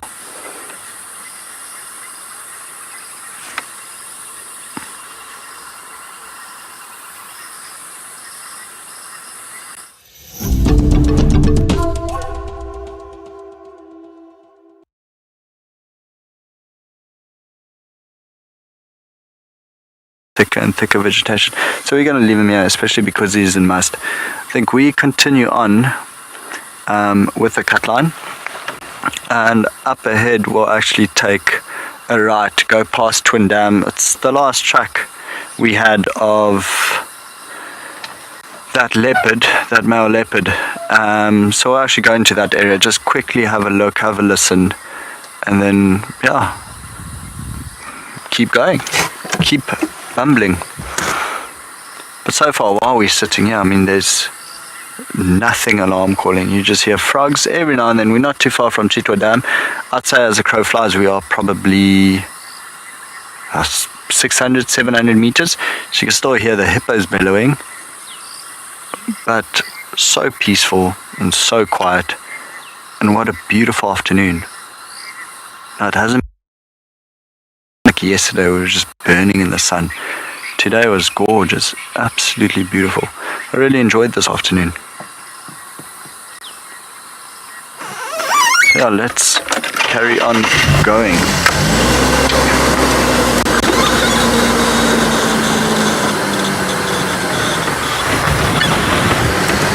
It's also just really nice to drive Rusty, short wheelbase Land Rover. I mean, this guy goes absolutely anywhere.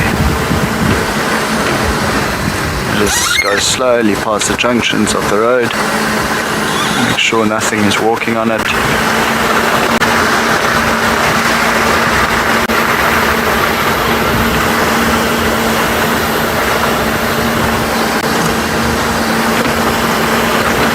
It's a weird feeling, like coming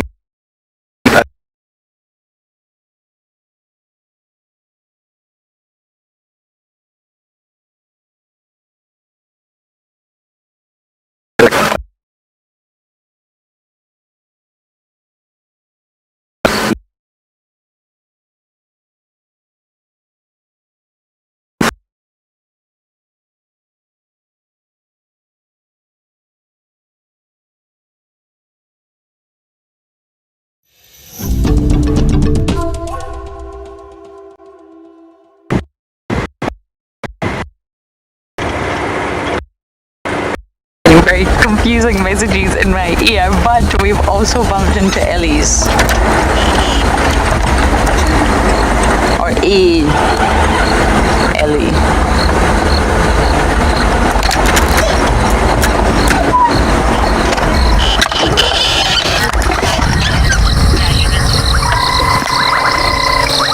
Oh my goodness, I have no idea if we're live or not, but I think we are live. Another Ellie. I think this is a lone bull. I don't see. Can you hear the casinos?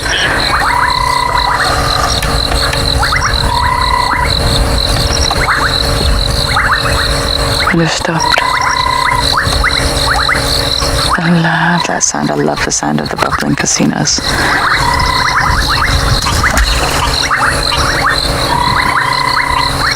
The insects are starting to chirp.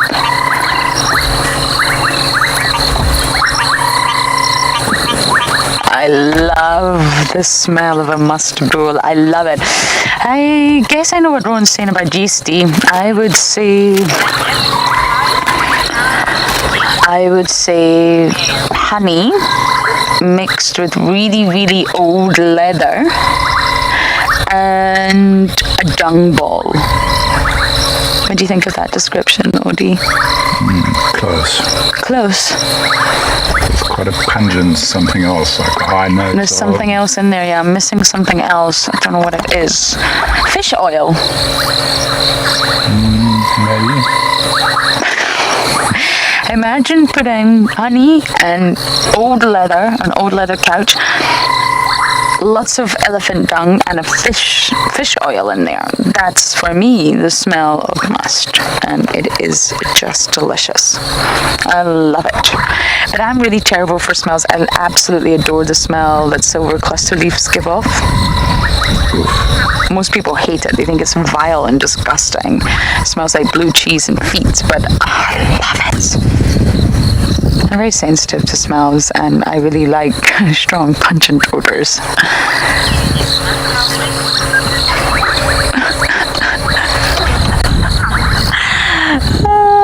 Rowan and Owen, I think your names are causing mass confusion. I think we need to come up with a nickname for you two when you're together. The Row Dog and the O Dog.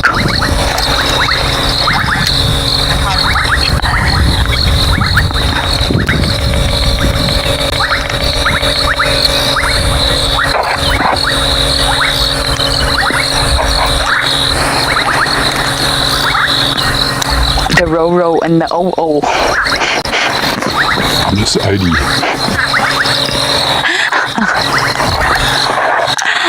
I'm going to work on this, guys. This is a project in the making to come up with a nickname for the Row and the O.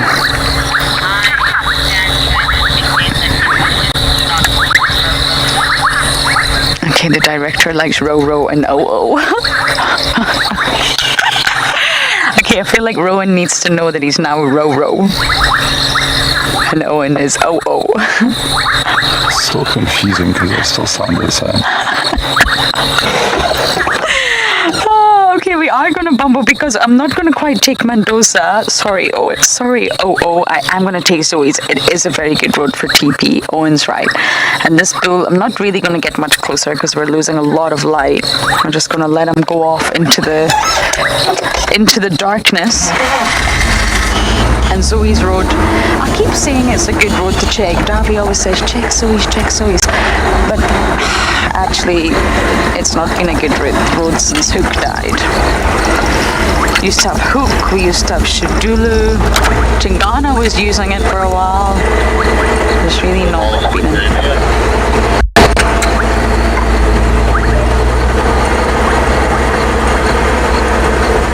But Jess, it used to be a fantastic road. I got lucky on Zoe's all the time. Inkahumas, the brown ivory tree, the Inkahuma tree is just behind us.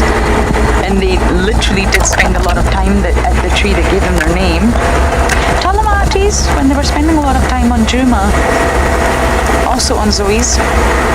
I don't actually have any update on the Talamatis. I've not heard anything. Obviously things are changing in the area with Juma closing and people traversing, so it's probably just a period of change, but I really haven't anything. I mean, we were having the Talamatis here every single day for a while.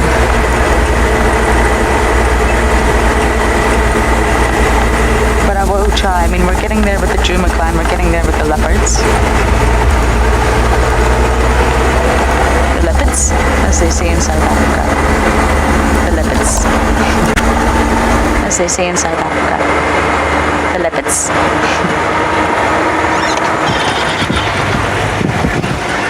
But the lions, I really don't know. I knew some of the Inkahumas made a kill, the buffalo kill, on the Little Gowrie Vessel's cut line the other day. But that's literally the only update I've had other than the Torchwood Pride coming to say hello to my leaves.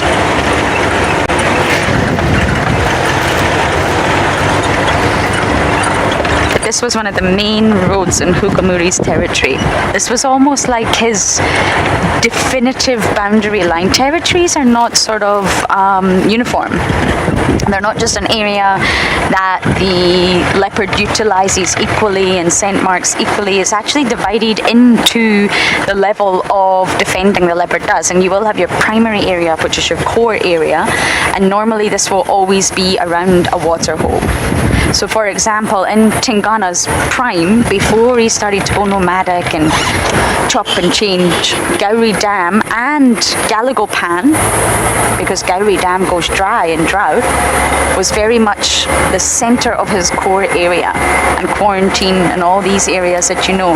And then it does move out into secondary and tertiary areas, and at the boundary line, which is what I believe this one was for Hook, they will scent mark like crazy, because that's the real edge or definitive. Okay, there we go. That's the definitive edge of their territory. And then there's a buffer zone where they will wander in and out, they will move, but they won't necessarily actively defend. Okay, my spotlight is playing up, but that's okay, we'll work with it.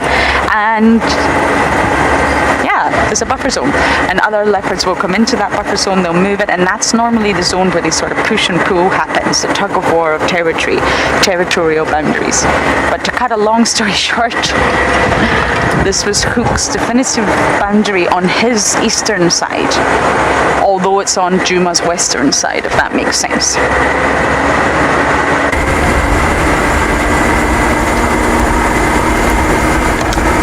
Spotlight is not working. Can you honestly believe it?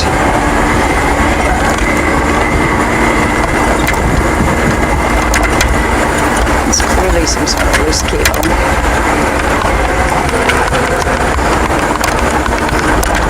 We may have to pop into camp for a bit. I'm not entirely sure. Find animals like spotlight.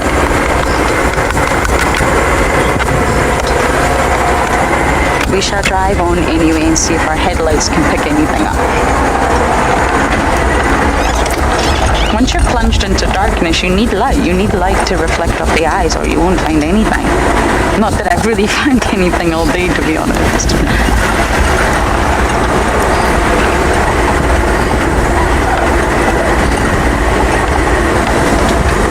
Oh, it just popped on. Look at that. It by itself. Okay, and it's gone off by itself.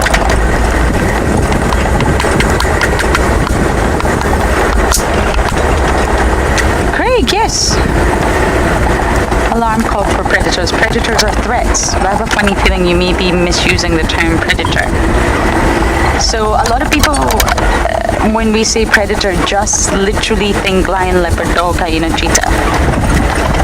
But they are your apex mammalian predators, absolutely.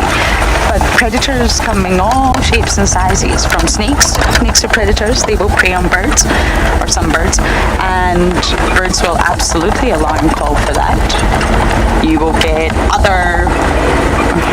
Okay, I give up, guys, I give up. You will get reptilian predators. Some birds may alarm call for rock monitor lizards, because they go into the sort of crevices of trees and take out juvenile birds and chicks and eggs.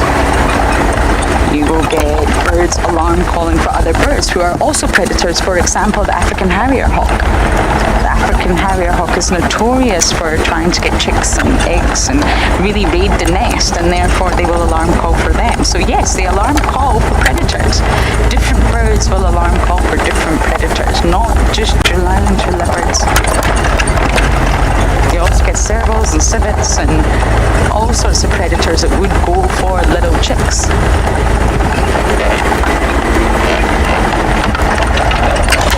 Little scrap here.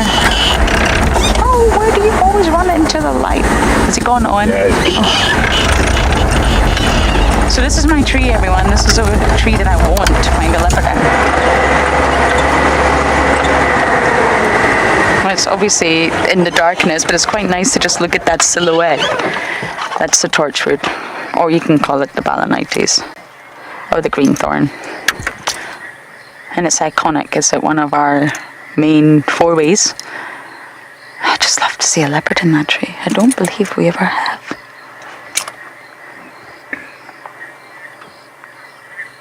saw Brent fall out of it. What was that? I saw Brent fall out of it once Really? when it was open. I climbed up it once to open the show and then I got stuck. Davy had to rescue me. But it's beautiful and it's iconic and love this tree.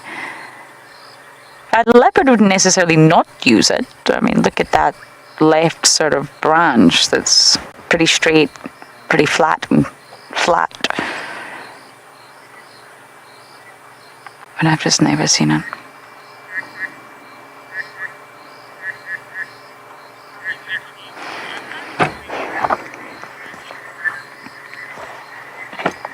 Okay, we're going to take a break and just sit and enjoy this moment as it's getting dark.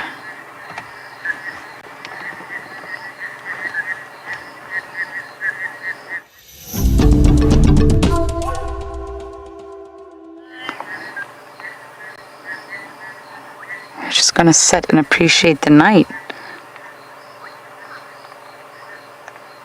It's gorgeous. Everything's calling. It's so wonderful. With my favorite tree. Still got a little bit of light left to give you that silhouette. So we're just going to sit and listen to the sounds of the night.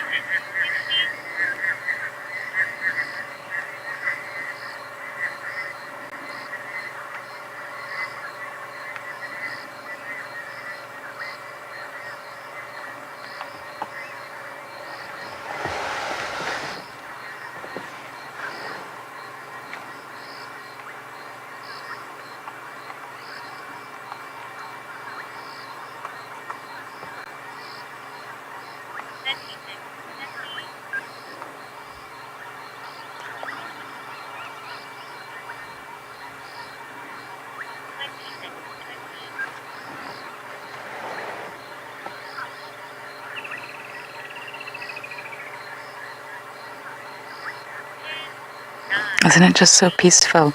I really hope you all enjoyed that as much as I did.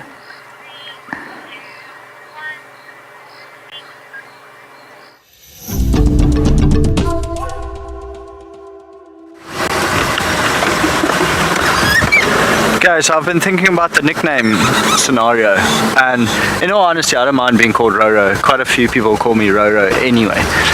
Collectively though, I think Roro and OO is not the greatest idea, although we could do it under the circumstance that we can start calling Lauren Lolly. Then I'll go for it.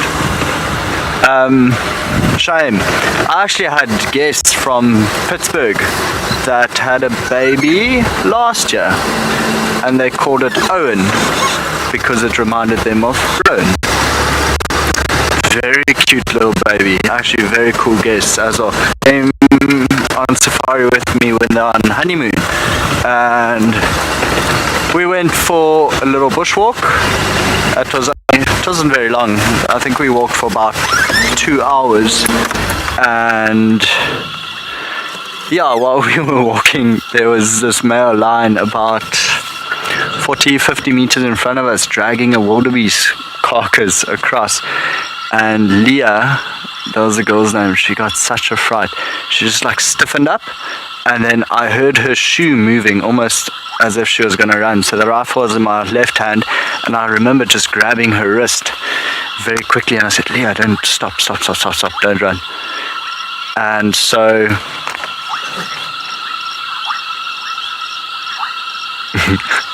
I mean, I just stood there, gripped Leah's arm, and then gently pushed Leah into Matthew, and then we started moving back and back and back, and then the lion actually dropped the wildebeest carcass, saw us, looked at us for it felt like 10 minutes. I mean, it must have been half a second or half a minute or so. Picked up the wildebeest carcass and then carried on dragging it away. So at that stage, we called the walk at an end. I radioed the tracker and I said, Richard, please, come fetch us here. I'll meet you at this junction. So Rich came and picked us up and climbed in the car. Went to the last position where we actually saw the male dragging the carcass, saw the drag marks, followed the drag marks, then found the male and 2 lionesses and a dead wildebeest. So luckily, I mean, we never walked into the lionesses on our way out, but wow, I'll never forget that. One of the coolest walks we've ever done. They'll never forget that. It was epic. Davy, sorry, what was your nickname going to be? I didn't get that. Oh, Lolly, you're going to have to repeat that. We didn't quite get Davy's nickname. Roro, Lolly, and Dolly. I got the word. Oh, Davy, you got the worst of it. Sorry, man. Whew, what a team, eh? What a team. That could work for me. Every day would just be absolutely hilarious. Yeah. Okay, let's carry on.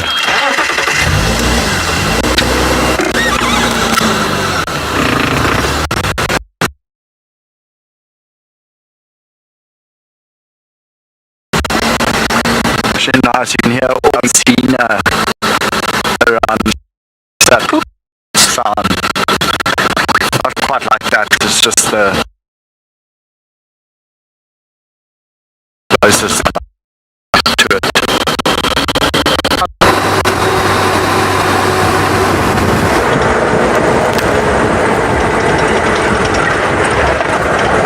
Sorry about that. Don't know what happened to Roro. But if he wants to call me Lolly, then Davy has to be Dolly. Dolly and Lolly. Oh no, what is happening to this drive? Roro, Davy, Dolly and Lolly. Now my spotlight is just not working, guys, so I'll do my best at night time. I was really hoping for some chameleon action, but the side lights are probably bright enough to pick up a chameleon. But we'll just have to see how we go. We'll need to get tech to fix that spotlight.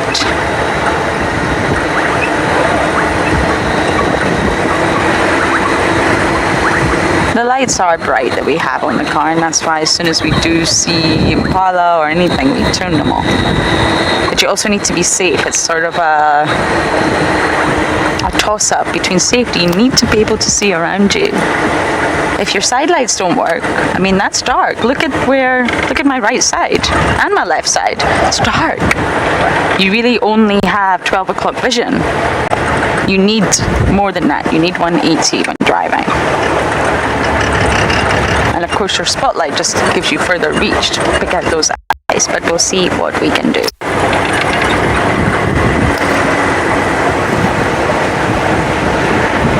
I've never been a big, massive fan of driving in the night, but I think I'm just a very, very diurnal being. I'm not a night owl. I know some people are. Some fantastic sightings at nighttime, my goodness. We used to drive, remember the thermal camera, Owen? Yeah. That was incredible. That was really something. I mean, IR's great, but that thermal camera that we had was unbelievable. And for those of you who maybe are not sure, it picks up thermal picks up heat. So the picture that you look at is all colorful, and it will be very dark blue and purple for the cold areas. It will start to go pink when something's warmer, to yellow, to bright white if it's super hot. And you could actually really easily follow an animal in summer, the cameraman, through the thicket. It's not so easy to do that on infrared because the infrared rays bounce off the vegetation. It's not got such far reach. It's going to hit whatever it hits first. And if an animal goes behind the vegetation, then all you're going to see is the vegetation. Whereas a thermal camera, going by heat, could pick up and follow the leopard all the way through a really dense sort of thick bush. Thermal camera was... Yes, yes. Even on the ground, once an animal's been lying, once that animal sits up, you'll be able to see the green is... Sorry, the director was talking. I didn't pick up your instruction there.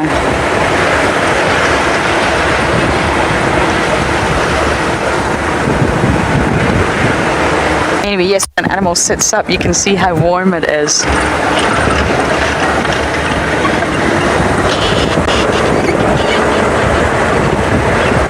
Okay, we're almost at quarantine, and as you all know, it's a very good place to be, so we're slowly going to run with it and see what's happening that side.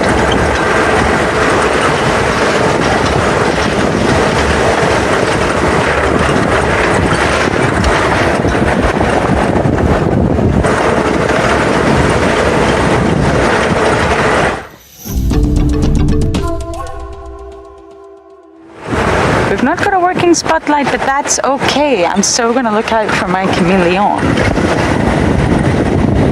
I find them just incredible creatures. I really do. Even chameleons are predators. Good ones too, because they look like a leaf, and then all of a sudden a tongue darts out faster than lightning and comes back again. The word predator, I think, is slightly misused. It's not always for the cats. We are just going to turn the corner and listen to the sounds of the night in a bit.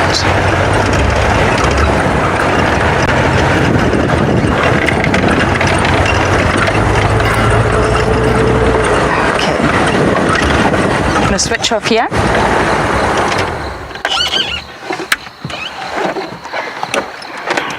And just listen, really. We don't have to look at anything. We can look at the silhouettes and the dark clouds, or we just want to listen. The sounds of summer are incredible.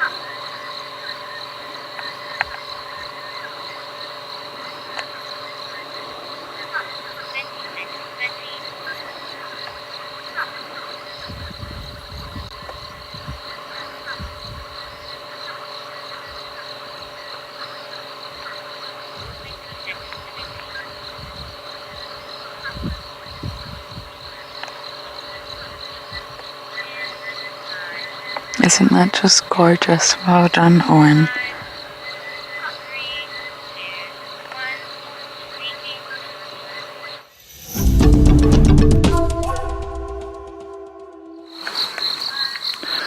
Okay, so framed up, we've got a white-tailed mongoose. There's 3 of them here. So there's the one. The other one was digging in the grass here somewhere a little bit earlier. We're just going to focus on the one we can actually see. So this is the largest piece of mongoose that exists. Although the marsh mongoose is also kind of like similar weight and linear parameters, I think. So that yeah, there's 3 of them here. It looked like 2 adults and then 1 youngster. Mostly nocturnal. I don't think I've ever seen, no, I have seen one on a rainy day, cooler days. And then of course disappears into the long grass. So this thing can weigh anything from 1.8 to about 5 kilograms. That's actually fairly large for mongoose. You see how easy it disappears. So now we're lucky with the infrared light. I mean, the eyes pop. Otherwise you just won't see it. So that's how we found them, was actually shining the spotlight around, and because of the reflection of the eyes, we got to see all 3 of them. It was tough to keep up with them though, especially when they start going into the long grass. And look at that. Good game of hide and seek. And then they stand up.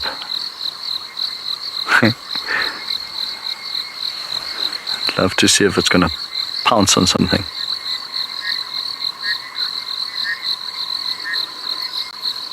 So we are actually on quarantine, and there's quite a few termite mounds around, so it's probably where they sleep during the day, is just inside one of these termite mounds. You can actually see the second one there every now and then popping its head up.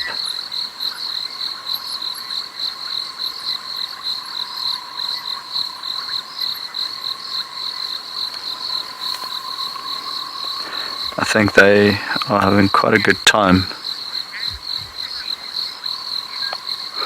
Stanley, yeah, any of your larger carnivores. So it's not really a very large animal, it's just a very large mongoose. Weighing only 5 kilograms, I mean, any leopard could catch it, any lion could catch it, serval, cheetah, hyena.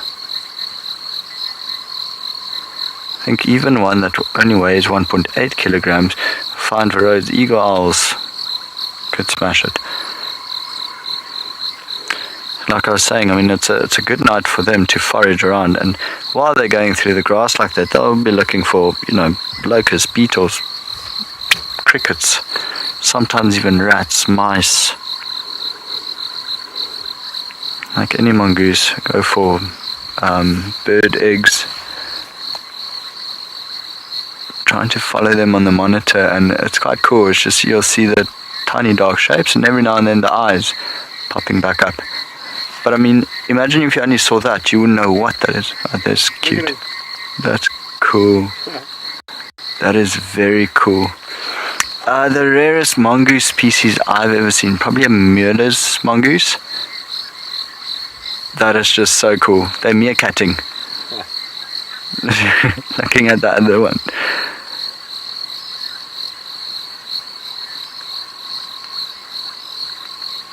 Back down. I wonder if maybe they heard something in that direction, maybe just like a dung beetle scurrying around, so they lift themselves up to see if they can have a look at it. Super cool. Like they're having a party, like they're having a little party in the grass. And then they are gone. Super cool. I actually have yet, I was thinking of it now, standing up on its hind legs, and don't know if any of you have ever seen a monitor lizard do that. So I saw it for the first time the other day. Yeah, stand up on its hind legs, and so that's actually where, I think that's where the name comes from. It used to be known, Old English, monitory lizard, because when it stands up like that, it looks like it's monitoring. Yeah, there's a small monitor lizard just outside my room here at Juma, and I saw it do it. It's just super cool to see.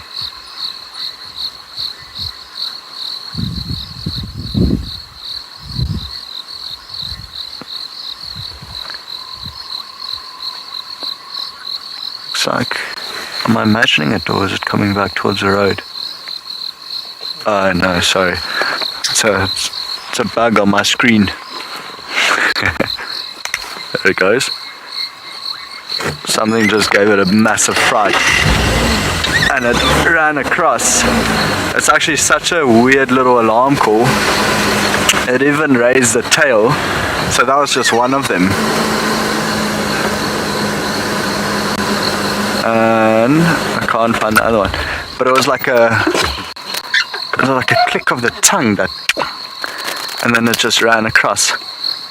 Oh, and then the clearing is just absolutely filled with impalas. While I'm shining the spotlight down on the ground, you just see the glow of the eyes. That's out of range. Yeah, don't know if you can't really see the eyes here. But yeah, there they are. Well, what a beautiful afternoon once again, and hopefully tomorrow morning the rain holds off. But so nice to have all of you join us. I'm actually rather excited for dinner, so me and Dolly are going to start making our way there, and we'll see you bright and early for the morning safari.